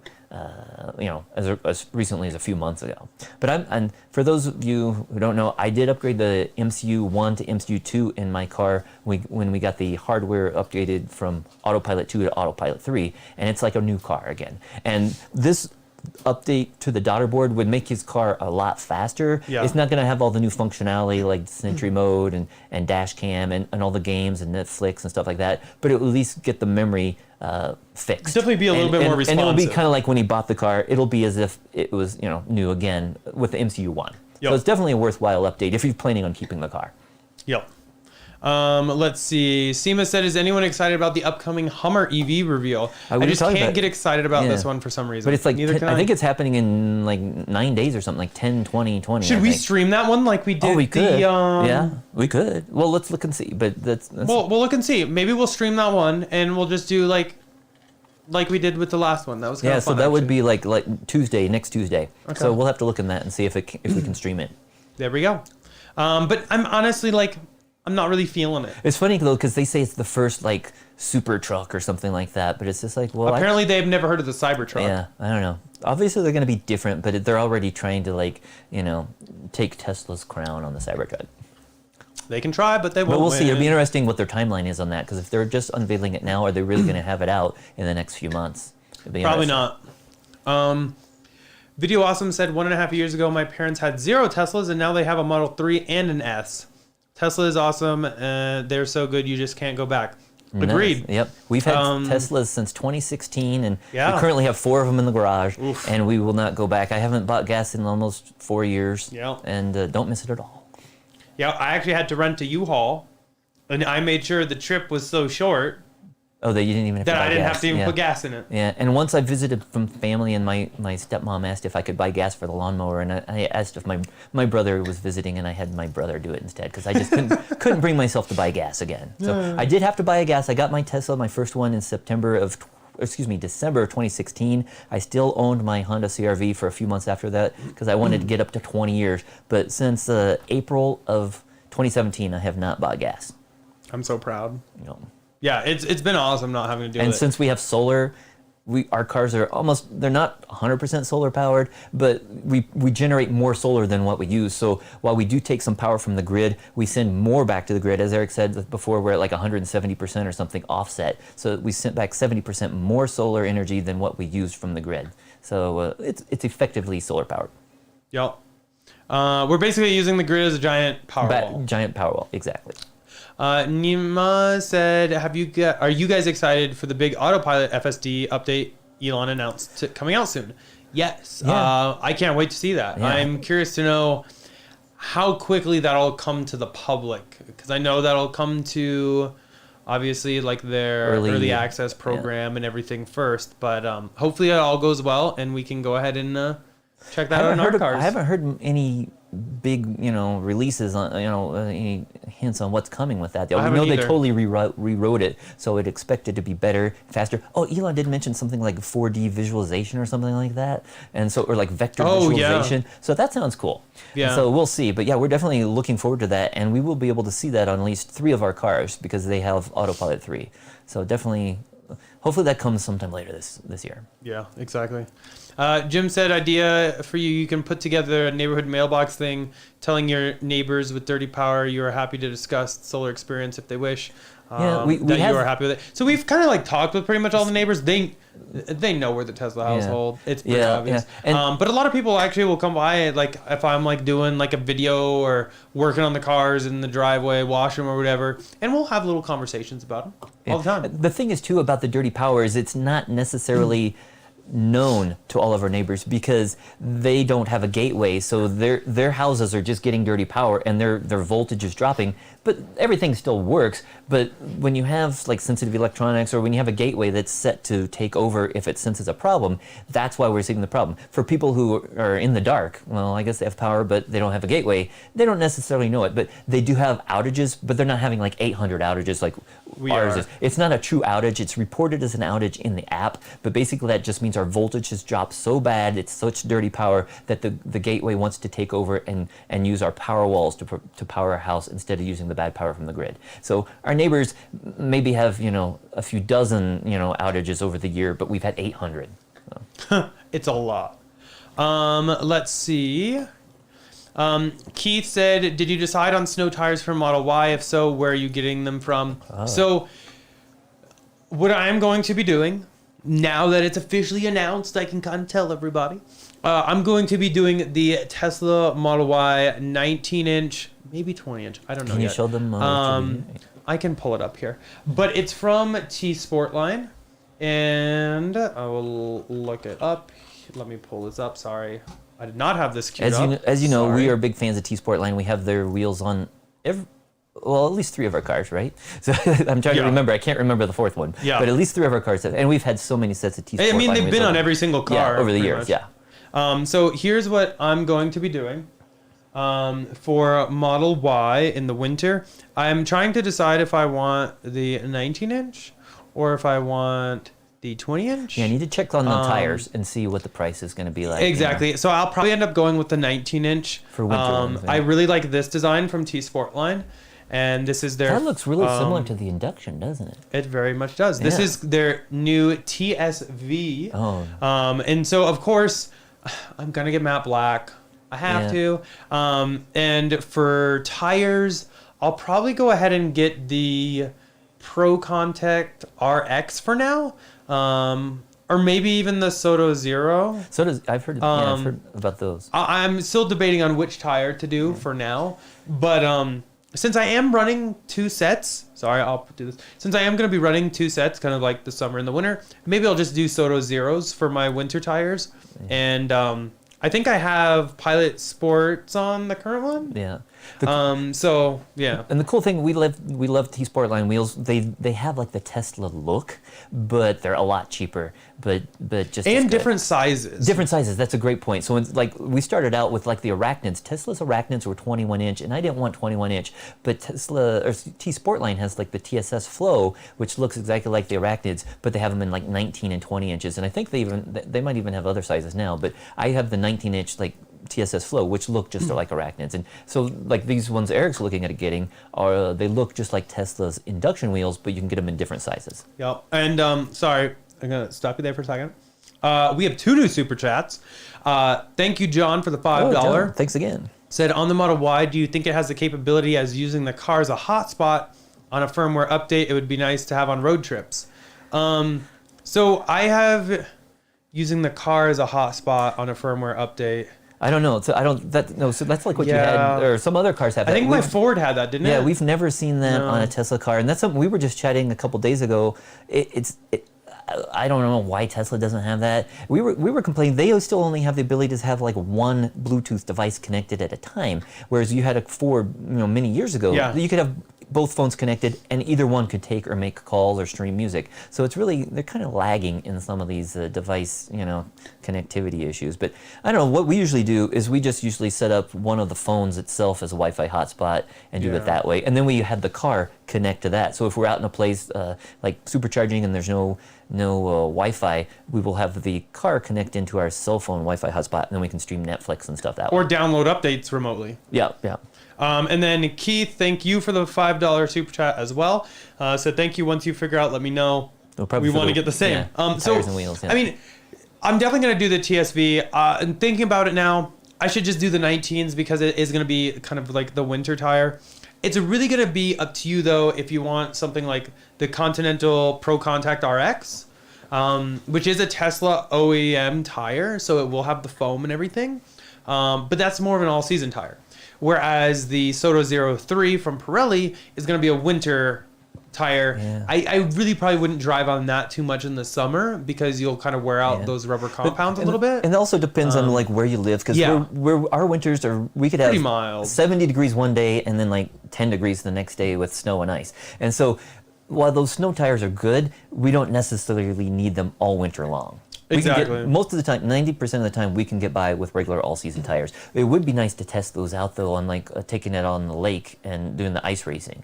Yeah, I just need to be careful I don't ruin my tires doing because I kind of ruined my Model 3 tires from that. Well, I mean, get the official snow tires that are supposed to be on ice. Don't get the all-season ones. I took my Model 3 ice racing, which if you don't know, with it's the racing when tires the lake on it, though. freezes, you can drive on it. I did that with, I think it was, what tire? I think it was like Pilot Sports or whatever. They were like the summer sport tires or whatever. Yeah. I basically ruined $1,600 worth of tires like that. It's pretty awesome. I highly recommend not doing that. But yeah, tire-wise is really going to be kind of up to you. I'll probably go with the Pirellis now that I'm really thinking about it with the 19-inch. Looks like Keith said he's in Vermont. And yeah, Keith, I used to live up in Montreal, and I can remember when I lived in Montreal that it was like 7 months long. I didn't see the sun except for like 6 days, and we had like one of the worst winters ever. So I can definitely see you probably want real snow tires. Real snow tires, yeah, for sure. But I'll be going in depth on this as soon as I get my set in. Currently, it says pre-orders are for end of November delivery. As soon as I get mine in, hopefully I can get some early sets. I will check that out. But it is kind of cool. If this tire's not your jam, they also have, they have so many different options, yeah. The new option is the TS5 Flow Forged, and that looks very much like the referral wheels prices, for Model 3. But again, these are for Y, 3, and I actually think they're for S and X as well. Let me just double check. Just kidding, I lied. They're for 3 and the Y only, sorry. But they still have other choices for the S and X. For sure. Just not as many. Yep. But yeah, that's what we'll be doing. Let's see. Black House Brew said, do you think Model Ys are being built with the new rear casting yet? I would think so. I don't know. That could be something. But I don't know yet. Yeah. That's going to be hard to track down because really to be able to tell, You're gonna have to take your car Yeah, apart. I know. I've seen some people are sticking their camera underneath their bumper and trying to get. It's like, is this new? Is this new? And it's like, I can't tell, because like when Sandy Monroe took the car apart and you could see it. Most people aren't going to do that, so we just have to wait probably until they officially announce it. If anyone local has a car that they would like us to test out, come on over. I'll take it apart for you. As we've seen over the years, Tesla will often roll out these hardware changes and they don't tell anybody. Just like when Eric got his model, was it the Performance Model 3 last year, we noticed when it was up getting wrapped that it had a speaker grill on the bottom, and nobody had ever seen that before. And that was for the pedestrian warning system, which didn't come out for like another 9 months later, but they had already started putting new parts on there. So they're always evolving and putting on new parts, and they don't necessarily announce it. You just have to wait till somebody else discovers it. Yeah. Uncover Fan says Tesla runs Linux, right? I think they do. Yep. Frank said, do you think Tesla will form a power company in California as an alternative to PG&E? That would be neat, yeah. Can they do that, or is PG&E a monopoly? I mean, it kind of is. But it would be nice if they could potentially do that. I just know that in most places, at least wherever I've lived, you don't get a choice. It's the power company is the power company. That's what you get at your address. I know that in some places like Texas, though, you can choose your company. Well, and who you buy it from. So it would be nice if it was more like deregulated or whatever like that, and you had the ability to choose, because I think a lot more people would choose alternatives. And with our company, why we complain a lot about the dirty power, we still we power our house mostly with solar, but for any power that we do take from the grid, we buy something called wind source. Yes. I believe that's what wind it's called. Source. Yep, exactly. And basically, we pay a little bit extra per kilowatt hour or per block of kilowatt hours, and that goes towards renewable energy. So we can say that all of our energy is either like solar or wind powered. And while it doesn't come directly from the wind turbine to our house, it helps offset all that. For every dollar we spend for wind source, it goes into renewable energy. Yeah. Definitely something, if you pull from the grid, I would look into to see if you could do that. Yeah. Shane said, we have a $5 super chat from John. Thanks again, John. Said, I'm using the T-Sportline 19-inch and Yoko Sport AS Plus in Minnesota. No, we forgot to mention with T-Sportline, do you still have your referral code? Or? I can't believe I forgot. I need like a zoom button. I need a button where I can zoom in on my face. How do I do that? Anyway, so if you do want T-Sportline rims, I think I actually have a code. I think it's in the description. If not, I'll drop it in the chat. And you can get $50 off any order of 500 or more. We know we all love saving money. And sometimes they have special sales, so probably be having a Black Friday sale coming up. And when you have that sale, you can't use, I don't believe, the referral code. Yeah. But if you want to buy before then or after then, you can always use the referral code and save some money that way. Yeah, I'm just looking real quick so I can drop that in for you guys. I saw Proximo was just asking a place where you can recommend to get a clear bar, and I think it would definitely say Colorado. Yeah, are you in Colorado? He says Denver. Oh, okay, perfect. I just want to double check.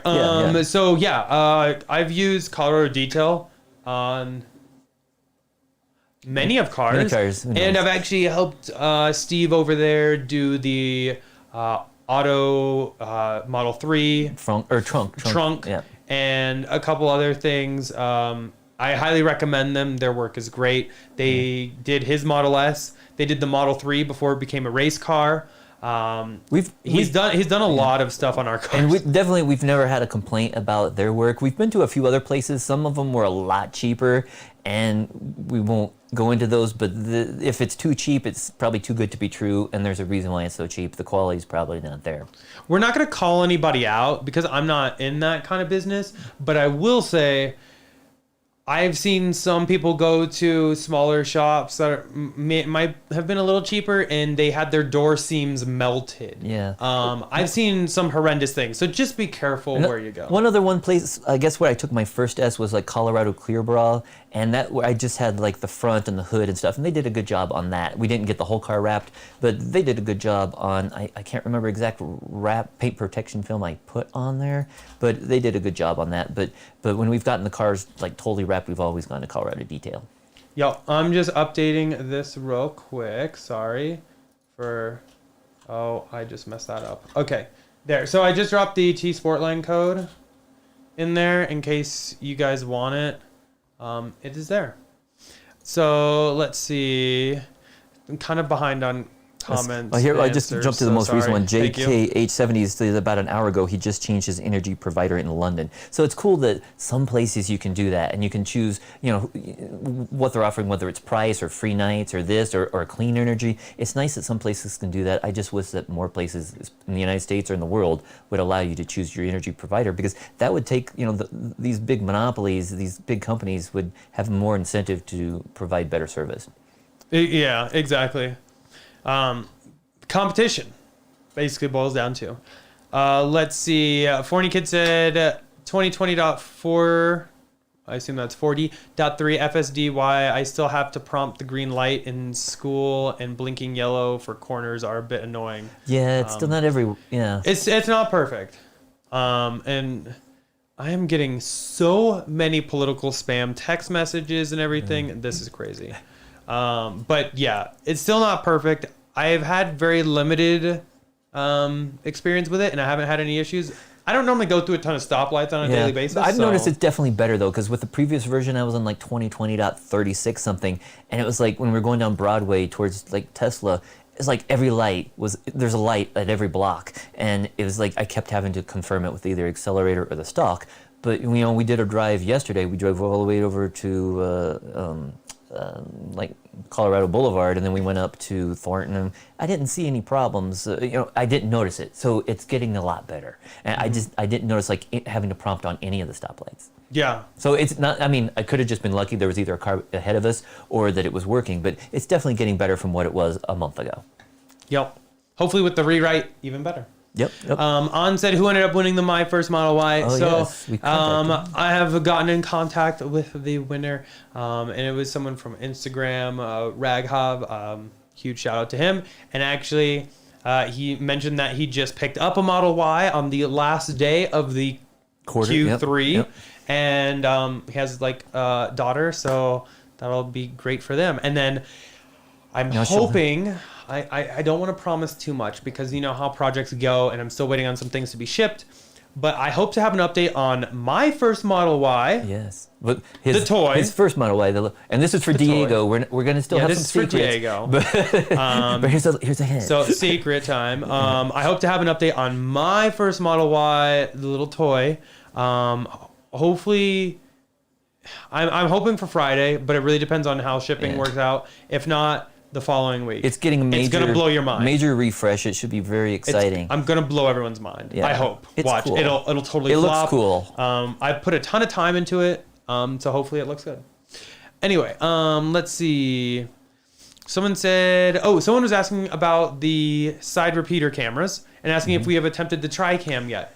No, not yet. I'm still very nervous on doing that, because from the service manual, which I have a copy of, if you replace that, you have to have it calibrated with like their calibration things, not the internal calibration it can do. I have heard some people say that they have swapped it out and they were able to do it. They timed it right and they did it before they got an update and it worked fine. But I've heard a couple other people will say it's not completing. It's getting up to like 97% calibration and it never finishes. So that's one thing, we don't want to lose our autopilot functionality. If we do change it out, though, I would just take it directly to Tesla and have them recalibrate it, because it has to do with like their big if they do the special calibration with like all the special calibration, which you can have Tesla do, and they will do that, but you do have to pay for it. So that's just one thing I just haven't really looked into yet. But it is something we're still considering. And to those of you who don't know, a few weeks back we did a video where we talked about, we swapped, when we upgraded my car from Autopilot 2 to Autopilot 3, they don't upgrade the cameras, and so the older Autopilot 2 cars, the cameras are not as good of color, and so we upgraded those two side repeater cameras, so it's got much better color now. It's not as good as the rear camera, but it's much better than the previous side repeaters. It makes the Sentry mode videos and Dashcam videos a lot better. Oh yeah, for sure. But that kind of goes with this question. That said, do you think you can swap out the Model 3 backup camera with an S and X rear camera? It always seems the S and X rear camera is better quality than the 3. One thing with that might be, if you're looking at the S and X, it's probably MCU 1. Because there seems to be, like, they don't have the color quite right in MCU 2 cars. They're saying that the S and X is better than the 3. Well, yes, but MCU 1 S and X. If you go try to compare it to an MCU 2 S and X, and a lot of people complain that the color is darker because it's like they don't have the color right, the color balance right. Anyway, I don't know if you can, to be honest. Yeah, but I mean, I would look SNX, up part numbers if you can. If you type in Tesla EPC, but it'll even bring if up you their swap them out, website. I'm saying that you might. It's still not any better because people are complaining about the MCU2. That's what affects the color. It's not the camera that's the problem. It's the MCU interpreting the color that's the actual problem. Yeah. Jason said, if you could only have one Tesla, Model 3 or Model Y performance. Oh, why? Why? I mean, the 3 is great. Don't get me wrong. But the Y all-around vehicle is superior. Yeah, it's more comfortable. It's more right now since it does have the automatic lift gate and stuff. You know, the 3 is going to be getting that, so maybe it won't be as cut and dry, but there's more cargo room back there. So and the auto fold down seats and stuff. And it currently has the heat pump. The 3 is getting a lot of these updates, so it's going to be a lot closer once the 3 gets these updates. But the Y is still going to always have more room, and it's almost just as efficient. Exactly. Alberto said, hey guys, I'm taking delivery of a Model X Long Range Plus tomorrow. Congratulations. Love Model X. Said, anything to look out for or tips for delivery process? Also, is there a good spot for a USB for Sentry mode in the X like on the 3? So in terms of delivery process and tips, things to look out for, just look over the car. Make sure that there's no like paint nibs or anything like that. Really look over the exterior, make sure all the panels are aligned as best they can. If there's something that doesn't look right, definitely just bring it up to them. It doesn't hurt to ask more questions and bring more stuff up. And it might be something they can fix really easily. It might be something that's like not a big deal. But just kind of look around the car. In terms of spot for USB for Sentry mode, so you'll have 2 USB-As in the center console, but they're not hidden. So what I have done is I have gotten a little 90-degree USB-A cable that goes to USB-C, and I have routed that into the center console, and that is where I keep the SSD drive. Yeah. And that way it's just not out, so if someone's like looking in the car, all they see is a cord go down. They just pull it open, they won't see it. Yeah. Exactly. And they So won't it's see a kinda little like- thumb drive or anything because the Yeah. SSD is hidden down below. So it's kind of like hidden. That's really the best spot I found. Yeah. There's not a whole lot of choices though. And who knows, that might be changing in the coming months. Maybe Yeah. they'll be redoing the console on the S and X again. But for now, it's the best that you can do. Yep. Chagog said hardware 4.0 is in the process of being developed. Do you think the modern Tesla Ys can somewhat easily swap out? Yeah, I don't know. That's a really good question. We don't know because we don't know what all hardware yeah. 4 is going to involve. It might have additional sensors or additional cameras. We don't know yet. And fortunately, with 2 to 2.5 to 3, it's the same number of cameras. They've just improved the cameras slightly. Same number of like ultrasonic sensors. If hardware 4 adds, not what am I thinking? I was going to say, what is it? Eric. What is it for the hardware? It's not FLIR, the other thing that other cars are doing. LiDAR? LiDAR, sorry, there you go. And so if they add LiDAR, then, the previous cars aren't going to be able to just plug that in. So I don't know. It remains to be seen, but I wouldn't count on being able to upgrade to Autopilot 4. I think with Autopilot 2 and 2.5 getting upgraded to 3, it's because when those cars were first sold, it was promised that they would have full self-driving functionality, Right. so they had to come up with a way to upgrade those cars to provide that functionality. Yep. We're gonna do some speed round because I have a ton of questions I have not gotten to. Any news on the Model 3 heat pump? Not yet, but might be in production. Nothing officially, but I would think it's probably with the refresh probably coming soon. Yep. Timothy said, any thoughts on Wi-Fi garage door support? It would be dope. Yeah, Elon had mentioned that, but we haven't heard anything new. Yep. Yeah. Let's see. Michael said, do you think it'd be better if the Cybertruck had a slide out bed that lowered kind of like a forklift, then slide back in the back bed of the truck? That would be dope too. Yeah. Or if it anything to really maximize usability. Yeah, but also, we saw that when they had it on stage at the unveiling, they had it kind of kneel down or whatever, it lowered down and they had the ramp. So that should help with loading, but yeah, I don't know if they would do that just because that would be a lot more moving parts. Yeah, true. It would make it loading easier, but... Yeah. Let's see. Patrick said, is the Roadster in the works for you? Why, yes. We're just waiting. We'll have a couple coming. Whenever Tesla builds them, we'll be ready. I'm ready. I'm ready now. But yeah, we have a couple coming, so fingers crossed sooner than later. Let's see. I'm a junior in high school. Would you recommend getting a Model 3 or waiting for the cheaper $20,000 model later in the future?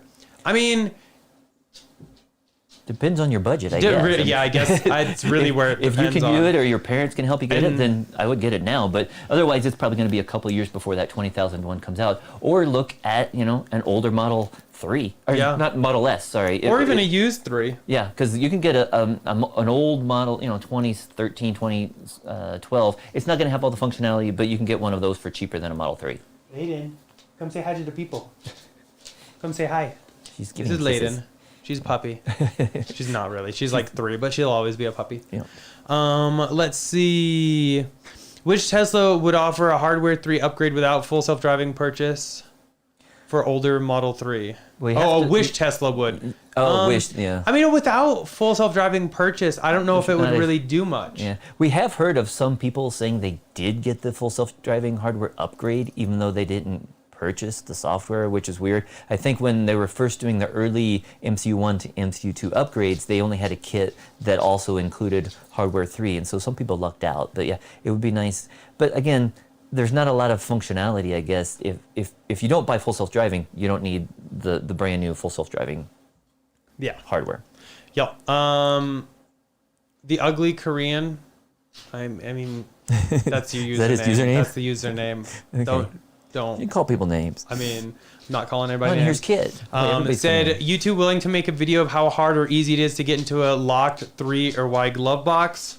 I mean, I don't really want to make that known for people, but it is very easy. Yeah, it's Yeah. Andrew said, what do you think about Rivian?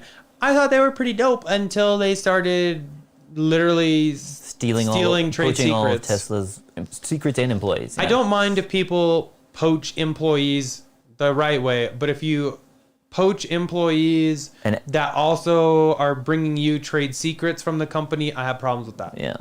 No. And so there's a lawsuit going on with Rivian. It remains to be seen what will happen with that. Yeah. But we thought they were cool. They've got a cool product. It doesn't seem like they're very ethical from what we've heard. Exactly. Let's see. When's the last time we paid a utility bill from Arthur? Well, I mean, we still have a monthly bill. So our utility company has electricity as well as natural gas, so we still have that natural gas part of the bill. But before we had solar, our electric bills were probably like over $300 a month, plus we paid for gas for cars of several $100s a month. Now that we have solar, we only have to pay for natural gas, maybe a few dollars just like a connection fee for our electrical, but we haven't had to pay anything for electricity since February of this year. And since we have such a big credit of like 5,600 kilowatt hours, that should last us through, hopefully to March of next year. So I don't think we're going to have to pay electric bill again anytime soon. Yeah. And somebody else was asking if our solar system has paid for itself. Not yet, but we're well on our way. We're well on our way. Like I said, we're saving several $100s a month on electricity, and then several $100s a month on gas. And so if you figure $500 a month, we're saving thousands and thousands of dollars a year. Yeah. And since we bought our solar, the price has dropped at least 30%. So if you were getting it now, you can still also get the federal tax credit of up to 26% in the United States. And that brings the price down even more. Yep. Pays for itself a lot faster. Michael said, I'm assuming you won't be driving the Performance Model 3 in the snow. Correct. Correct. It's lower. So how do you plan on maintaining it and to keep the battery in car from not operating as much? So really, if you want to keep a Tesla and not drive it necessarily all the time, keep the battery charged between like 50 and 80%. And it's great.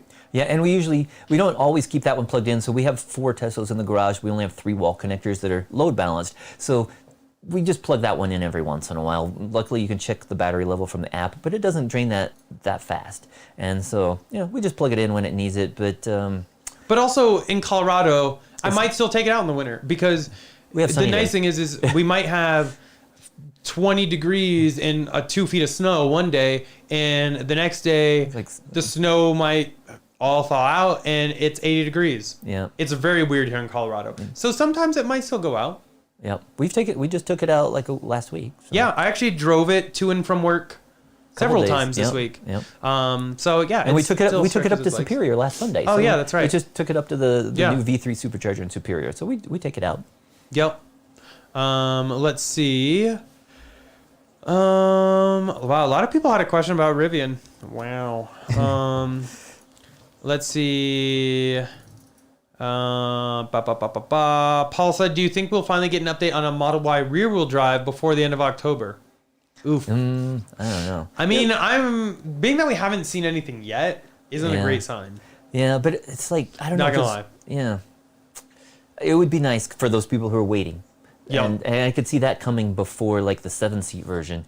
But, maybe if they do need to, pull the demand lever, they would come out with something like that. But yeah, we haven't heard of any big things so far besides the Model 3 changes, but that hasn't really been officially announced yet. Yeah. Dan said, what is your take on a spare tire or modern spare tire for road trips? So I don't take spare tires on road trips. Luckily, I've never had a problem. Knock on wood. But I do carry a tire inflator. I carry... What else do I carry? In the race car, I carry a bleeder valve. So if I'm at the track, I can drop my PSI. One thing is a lot of people do, which we should probably do a video on, is like a plug kit. So it's basically a way that you could plug the tire yourself instead of using like the fix-a-flat foam, which can mess up the inside of the tire. It's a way that basically you kind of like screw into it and you put a plug into the tire. So if you're comfortable with doing that yourselves, it's a way that you can do a trip without having to have. I mean, definitely if you're like in the middle of nowhere, that would come in great. Yeah. And great with use. the inflator as well. And then, if you're around town, there's Tesla roadside service, or you can have AAA or something like that, and they can either they can either tow you or bring you a spare wheel that then they'll put on for you. But yeah, other people though do buy like a little compact spare tire that they take with them, and we've never felt the need to do that. But I know that some people just like that little bit of safety. Yeah. Real quick, I'm getting a lot of comments saying that there's also going to be a USB-A outlet in the glove box to keep your SSD secured in there. Interesting. And that is probably why they came out with the pin glove box. Interesting. That would be cool if they... I haven't heard that yet. I We'll have to watch for that. This is a refresh, people. Yeah. This is a refresh. I'm sorry. That'd be nice. It's and it'd be nice too if they added another like port, like a 12-volt port, like well, I guess you don't need it as much in the 3 as in the Y, but it would be nice if they added perhaps even in the front. Still very helpful, yes. Like, what if they added a 12-volt in the front? because then you could, we have like a cooler that fits right in the front, works great, but if you could have like a plug-in cooler or something, that would be even better. Yeah, agreed. On said, did you wrap your first Model Y white and put a T logo on it? To be honest, my first Model Y, did I do anything to it? I don't think you did anything with. I don't think I did anything to my wrap. first one. Yeah. Because I only had it for like 6 months. Yeah. 8 months. Basically, Something Eric like that. got one of the first refreshed Model S's in June of 2016, but I held out on mine and got my refreshed with Autopilot 2 in December of 2016. And so as soon as Eric saw that I had Autopilot 2 and he only had Autopilot 1, he then put his Autopilot 1 Model S on the market and bought an Autopilot 2 S100D, which is actually my car now. I had a case of FOMO. Yeah, yeah. And so there wasn't a huge difference between the Autopilot 2 and Autopilot 1. There was a huge difference. It had 8 cameras or whatever versus 1, but it took a while before that Autopilot 2 functionality came out. But that's actually the current car that I have now. So when Eric got his second S, I ended up buying that from him when he got one of his other cars. So we still have that one in the family here.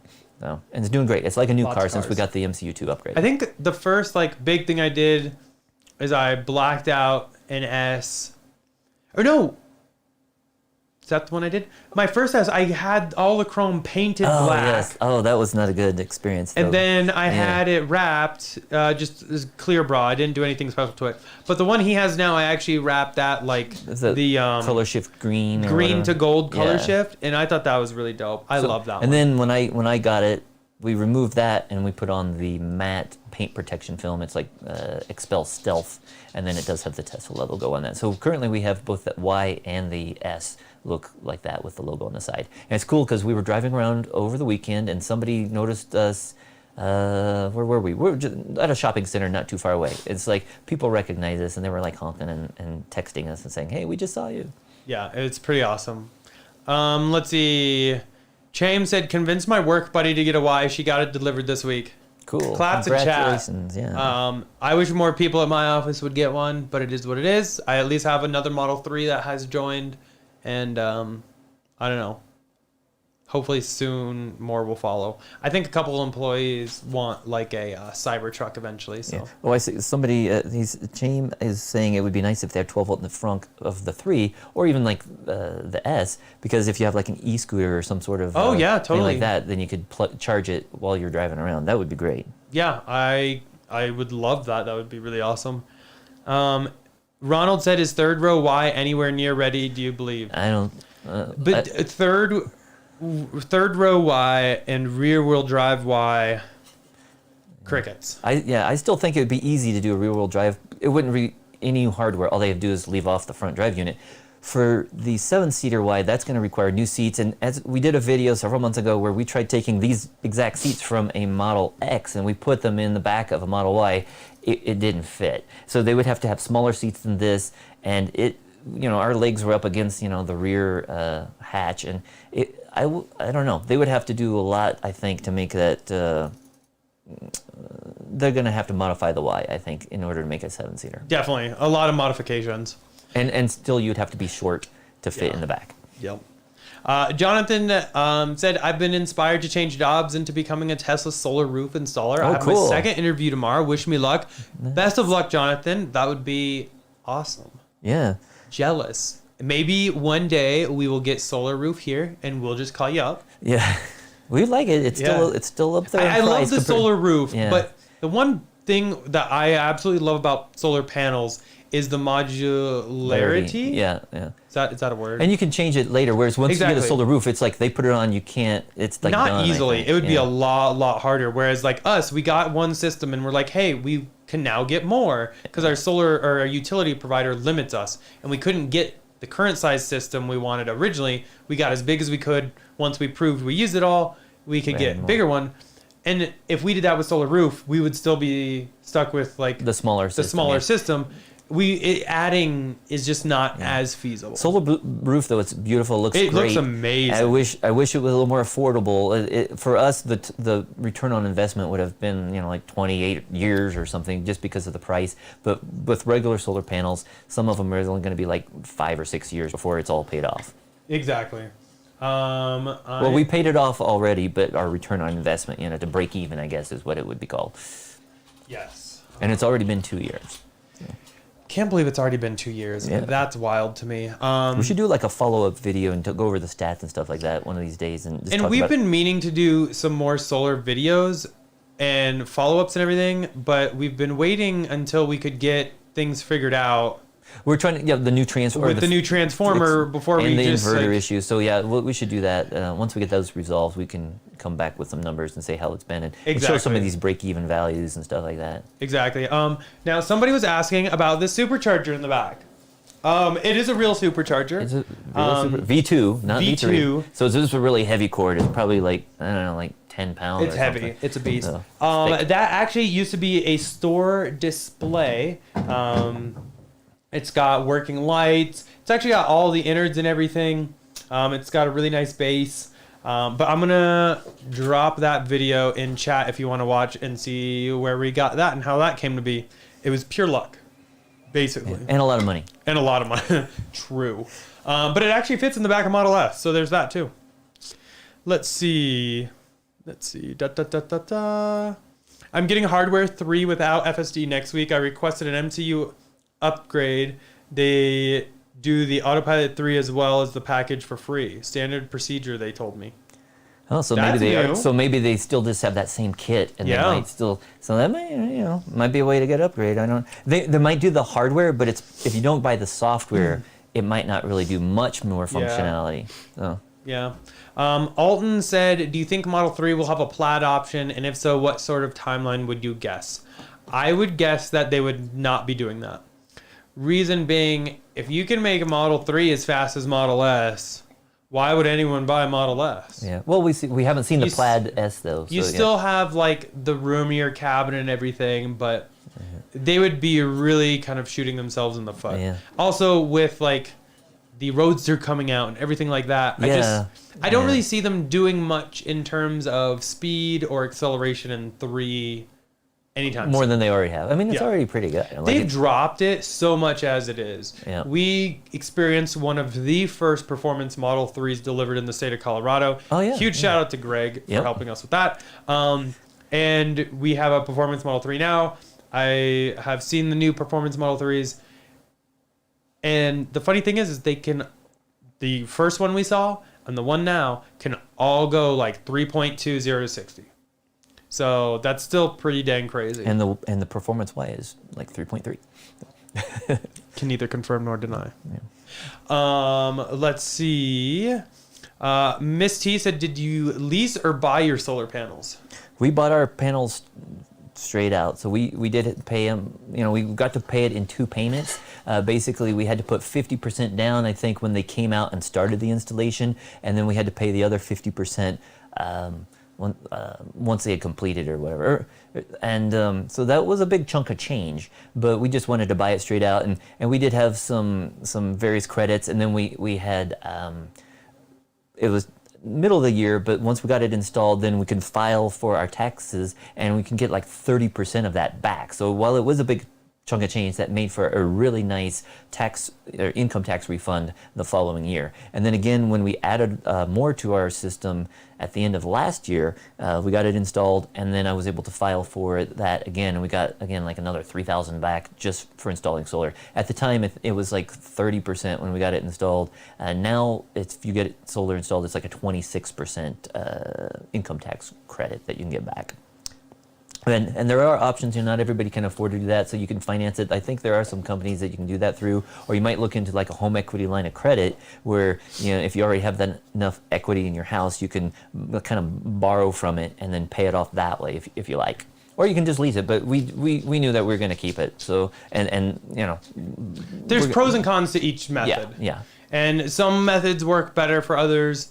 It really depends on your personal situation. And the cool thing too is, depending on where you live, Tesla actually still rents out solar systems, and it's really affordable. It's still not in every state. It's a very limited number of states, but where they do offer it, it's really affordable. And if that option had been around, 2 years ago in Colorado, we definitely would have done that, because it would have been only a couple $100s a month, and we could have still been generating as much power, but we wouldn't have had to pay all that money up front. Yeah. Matt said, is it only one sunroof that's blown off a Tesla Model Y?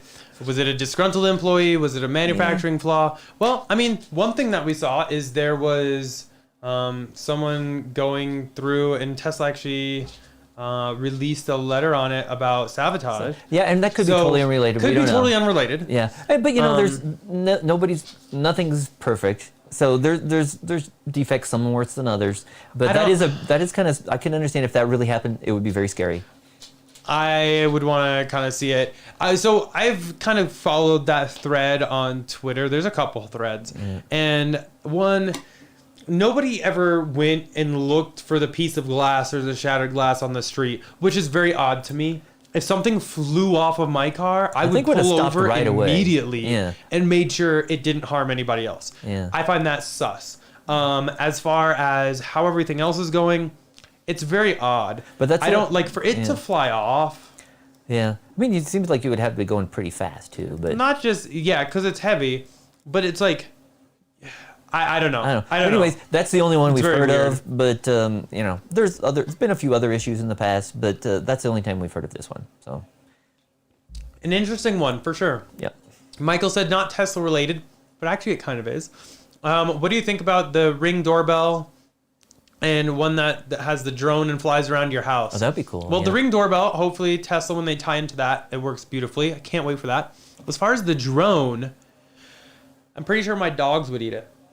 Maybe actually, Kit would be scared of it. Layden would eat it. She likes to catch bugs and stuff, and she would be jumping up trying to get it. Actually, so okay. you might be able to set. I'm gonna buy one, and we're gonna film this. Oh yeah. Well, you can just have the drone flying around and getting attacked by the dog. So yeah. Okay, so now I have to go buy one. Cool. Yeah. Well, once they come out, that'll be cool. I'll message some people, see if we can get one. Let's see. Dominic said, I wanted to get solar, but was thinking about doing the subscription. What's your thoughts? Well, I mean, Yeah, kind of like what we just covered. Yeah. Like, if it would have been offered, Yeah. we probably would have done that. it's really not a bad deal when you look at it. At least at the time, it was so cheap to get in, and they had all the different size systems, and it was really affordable, and you could change your mind. And they might have changed some of that since then, but we definitely would have done it if it had been offered at the time. Yeah. Jonathan said, who are these early full self-driving testers, and can I become one? So it's an invite-only thing, and here's the big kicker. You actually sign an NDA when you enter the early access program and say that you will not share any of the information, you will not post videos of it, you will only share information with Tesla about it, etc. And so anytime you see people post about early access program stuff, they're breaking their NDA. Yeah. Tesla could potentially go after them. Have they ever in the past? Not that I've seen, but they could. So it's something, I am not part of it. I'm not surprised. I've never been invited because I have a YouTube channel. Even if I was invited, I would probably still decline it because I can't film it. And if I film it, they're obviously going to know it was me. But the cool thing is, but if you are in the neighborhood, hey, feel free to hit us up because we have seen a few. We've had a lot of people do that in the past, and we've gotten to see a lot of the features before they were officially rolled out. We definitely appreciate when people share that with us. Yeah, we've had a lot of people roll by and be like, hey, I have Check this out. Do you want to check it out? It's like, of course I want to check it out. But I have never made videos on anything like that because I don't want to get people in trouble, and I don't want to get in trouble with Tesla. Anyway, it's an invite-only thing, unfortunately. Let's see. On said, driving through Boulder today, I saw at least 10 other Model Ys. They're everywhere. Yeah, they're an amazing car. We drove around a lot on Saturday. We drove all over from like here to like Denver up to Thornton and Northglenn. And we saw so many Teslas, and it was all big. I think we saw more X's, which was weird. So many X's, but we saw a ton of Ys. A lot of X's. Only a few S's, though. Few S's, yeah.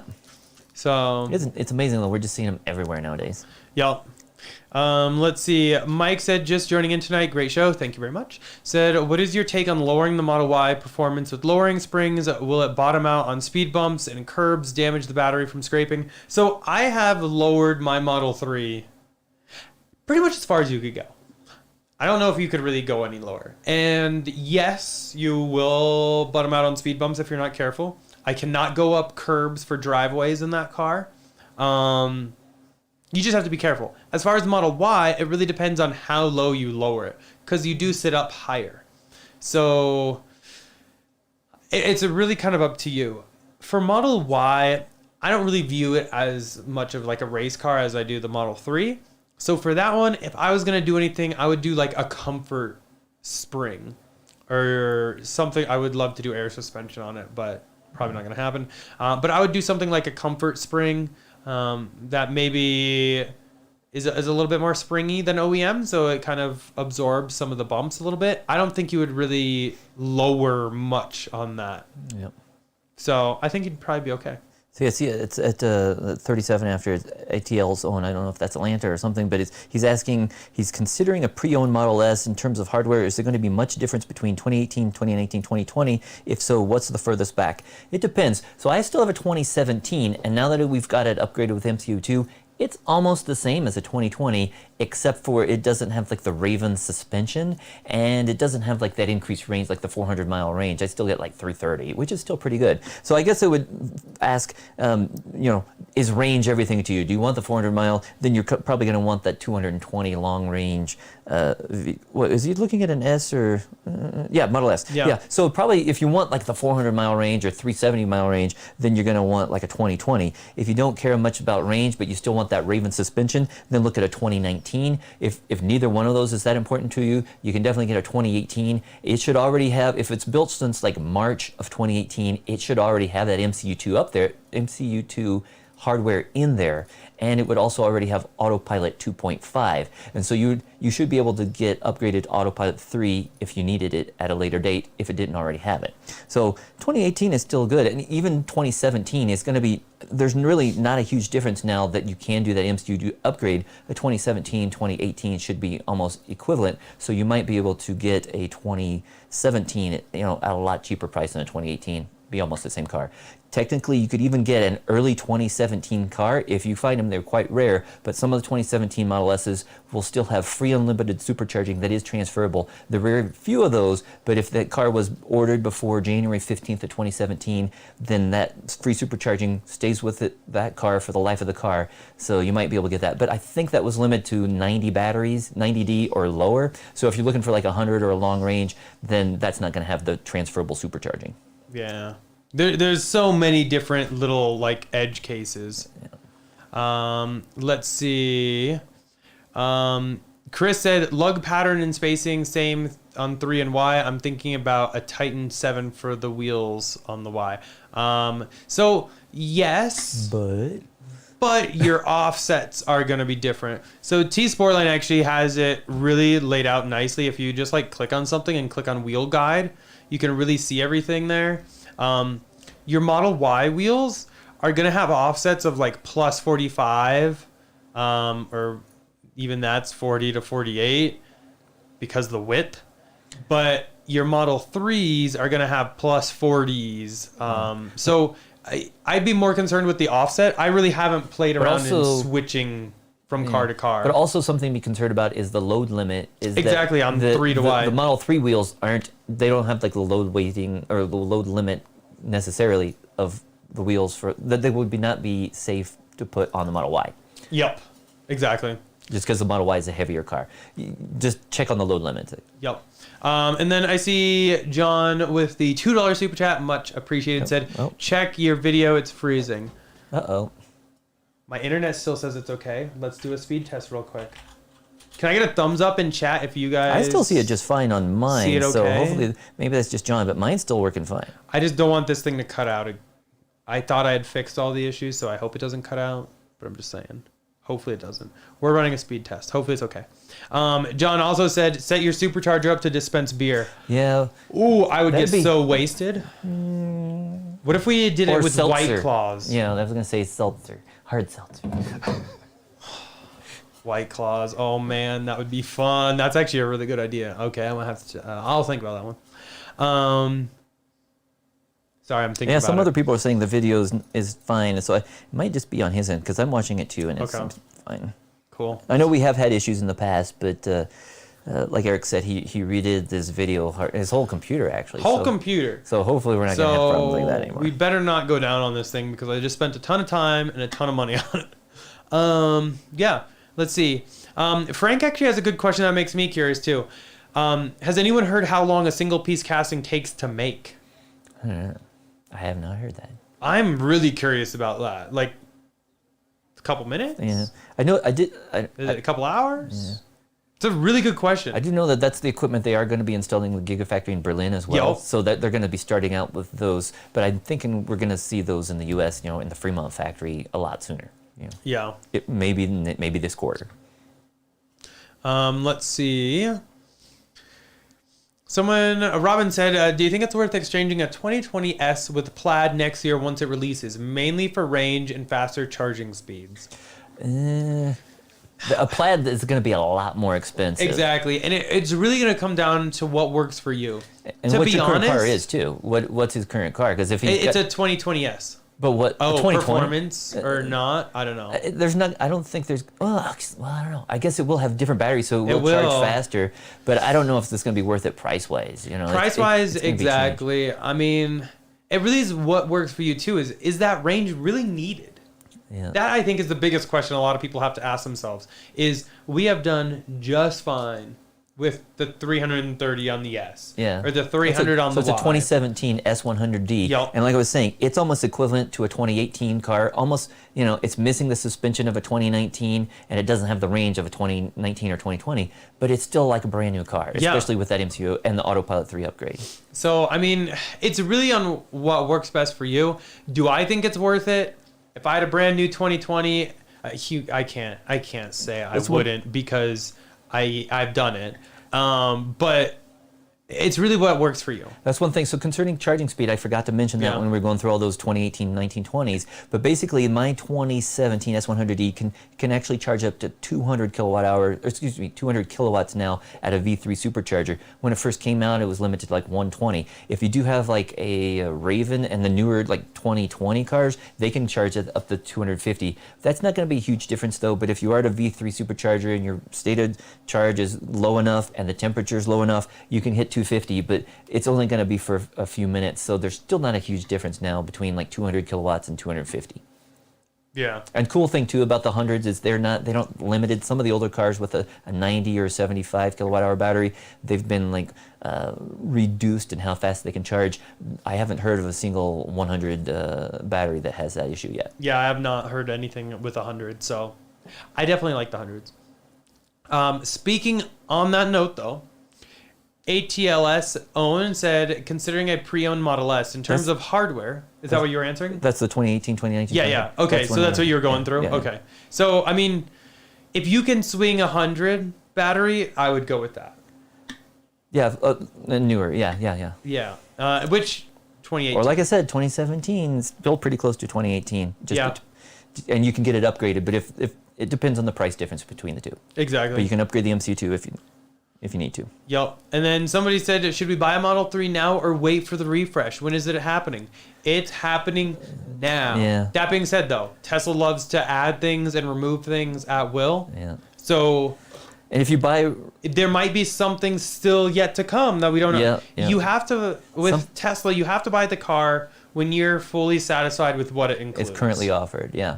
And so right now, we were telling you earlier in the stream that if you buy it right now, we are seeing people that are getting VINs, that are 2021 VINs, which will have some of this new hardware, but they still have inventory vehicles out there. As we said, they haven't delivered all the cars they produced. And so they still have some inventory cars that we don't know if they're going to be marking the prices down on those, or if you're just going to pay regular price. You can get it a lot faster. You won't have to wait a month or 2 months for that car. It's not a huge difference though. I mean, with the console, some people might prefer one or the other, but some of the things like the heat pump might be something, if you're more interested, if you're in a colder climate, heat pump might be important. Yeah. Sorry, I'm laughing at the White Claw comment. Somebody said, White Claws? Really, girl? I see when I'm gaming, there's nothing better than just a claw. I see Frederick mentioned the 100 packs are limited, but I haven't seen that yet. I haven't seen that either. We have like virtually no degradation on ours. We're still getting almost 330 miles on it, on full charge. And again, I'm getting almost 200 kilowatts when charging a Supercharger V3. So if it's happening, it's not nearly as bad as like on the 90s or 75s. We do have like a 75D, which is limited in how fast it can charge. Yeah. And it sounds like the gentleman that was asking about ordering a Model 3 now or waiting until the refresh said, I just took delivery of one today. Should I return it and wait a week for the refresh or what? It's not going to be a week before the refresh comes out. Yeah, because they're building overseas cars right now. It'd probably still be like a month or so. The biggest thing I would look at is, do you prefer chrome or not? Because the new ones will not have chrome. If you prefer having no chrome, you can just wrap it, to be honest. It's just as easy. The center console design, I'm seeing some maybe pros, but there's some cons that I have with that. So we'll kind of... It's different, not necessarily better. It's different. Exactly. In terms of what else was there? The USB outlet and glove box, meh. The different wheel options, meh. Some of these you can add on to older cars. So if you get a current one, you might be able to upgrade it. And what were the other... Let me look at my list and see what were the other big things. The potential, the heat pump, we don't know about that yet. Yeah. So I wouldn't cancel it based on that. The new headliner, I honestly don't think it changed. That Plus, was you just can a get rumor. that done aftermarket. So that's true. A lot of these things can be done. The auto dimming mirrors would be nice, but I don't know if that's worth canceling something I already took delivery of for. So it's really what works best for you, to be honest. I'm gonna leave it at that. Yep. Let's see. Michael said, if it has ever been a beer dispenser on it, I'm crashing for New Year's Eve party, no questions. I mean, that's actually a pretty dope idea, but we've been kind of on a kick lately of limeade. Yeah. So maybe we could hook it up for like limeade. Yeah. Actually, so that's what I've been drinking, and we have a whole thing here. Boy, that was a full pitcher I'm telling you. 2 hours ago. I've been drinking a lot of it. Yeah. Frank said small castings are in the seconds. That's how long it takes. Wow, that's amazing. But I'm curious, the rear, that's got to take a while, right? I don't know. It's some big machinery, though. Yep. JKH70 said, what computer specs do you have? I mean, this one has... So I have two here. A streaming PC, which is this one. And then when I do, like, I show my monitor and everything, that's like my gaming PC. The gaming PC currently has 1080s and SLI until I can get my hands on a 3090. 9900K, 64 gigs of RAM, gist of it. The new one I just built has a 10900K or 10400K. I can't remember exactly. 2080 Ti until I can get my hands on a 3090. 128 gigs of RAM. Those are biggies. I love my computer specs. Let's see. Bought a new 2020 Model 3 a few days ago. Will it have the new revamp stuff in it? Potentially. If they line you up with a inventory car, no. Probably not. But if you bought it, it's like, I don't think inventory is all there right now because it was end of quarter, so they push a lot of them out. Sometimes. Go to the website because Jeremy is just asking, kind of following the same thing. He's like, where do we come up with this 1 to 2 month timeline? If you go to the order page, it'll tell you like 4 to 8 weeks or something like that. I haven't looked yet today, but I know some people said they were putting their orders and it was saying 6 to 8 weeks like last week. So if you do order now, it says estimated delivery 5 to 9 weeks. 5 to 9. There you go. For all of them. So, and typically too, at the beginning of the quarter, and we are in October, beginning of the fourth quarter, they build the overseas cars, and that's why there's a delay like that. And now, then, Y says 4 to 8 weeks, but that's because they're not building Ys. Oh, weird. Long range is 4 to 8 weeks. Performance is 5 to 9. Even longer, yeah. But Ys aren't being built for any other country. Yeah, so again, you can find this out on the order page yourself.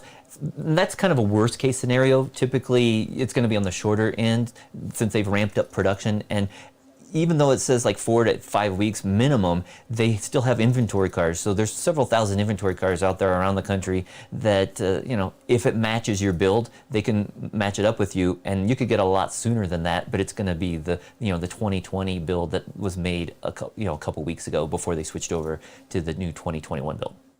Yeah. I mean, if you just ordered and everything, I would think you would be in the new build category. Yeah, and just watch for your VIN because they'll assign you a VIN, and I think, again, it's the 10th digit, and if it's an L, then it would be a 2020. If it's an M, then it would be a 2021. And if you see that and you want one year or the other, talk with it, you know, go into your Tesla gallery or whatever, talk with them and tell them that you want to hold out, and you could push your order back a few weeks and tell them you want to hold out for a 2020 VIN, or if you want the car as soon as possible, tell them you're fine with whatever they give you, and they'll just assign the first car that matches your build for you. Yo. Let's see.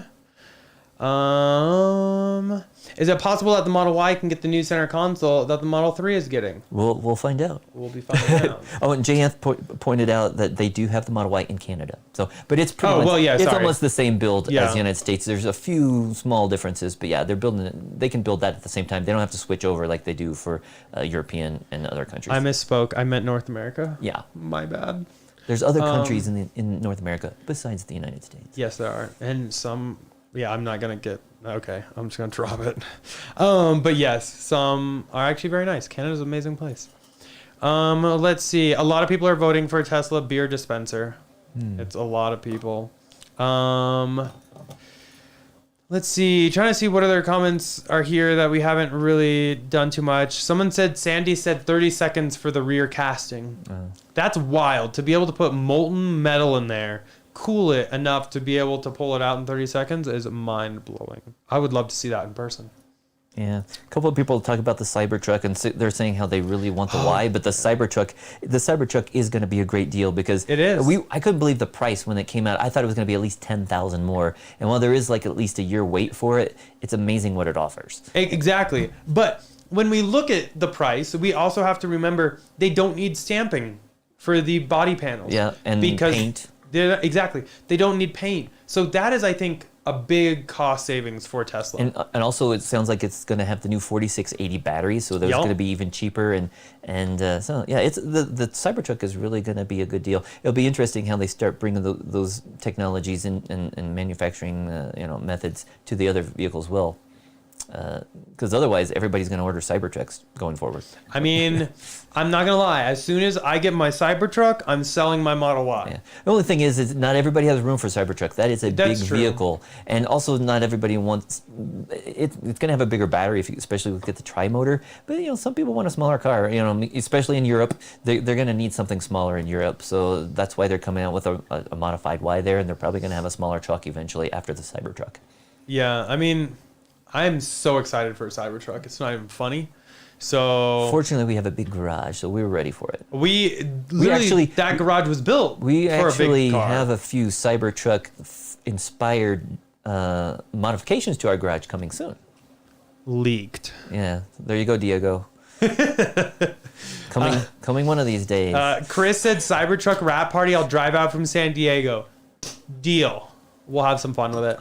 I can't wait to accessorize a Cybertruck. I can't wait to go camping in the Cybertruck.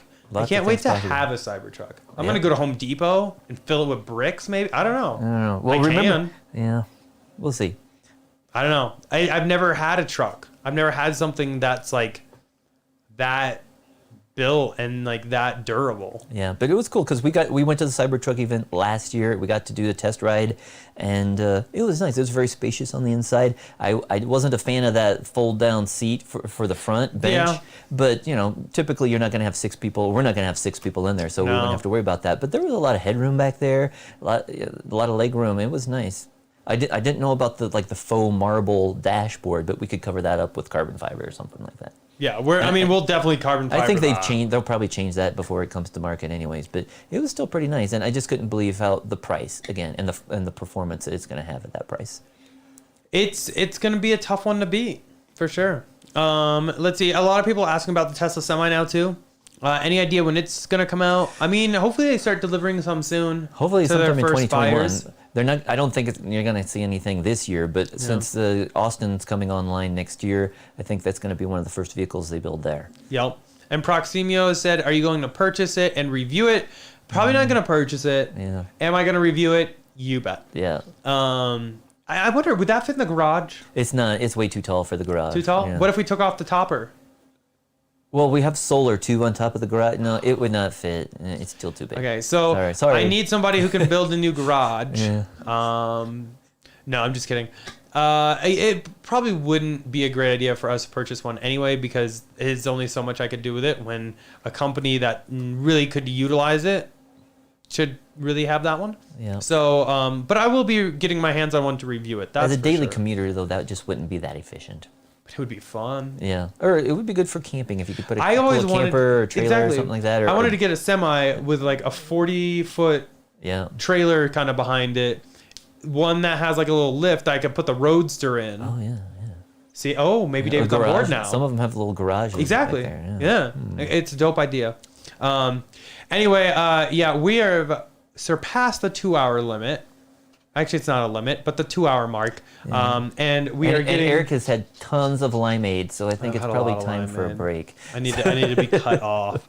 And the dogs are here. They're like, he's whining now. Hungry. But yeah, huge thanks to everybody for hanging out. If you are new here, definitely subscribe. We try to do this every single weekend, have a lot of fun, chat with everybody, and kind of go over some Tesla news. Hopefully we can get our hands on these new Model 3s sooner than later so we can show you guys kind of the ins and out of them. As always, huge thanks to our channel sponsor, Abstract Ocean. If you are looking to accessorize your Model SX3 or Y, definitely check them out. I'll link down below, and using code Tesla Inventory will get you 15% off of your first purchase. We will see you guys next week. Stay safe. And look for a couple videos this week. Hopefully one dropping tomorrow. So get ready for that one. Bye.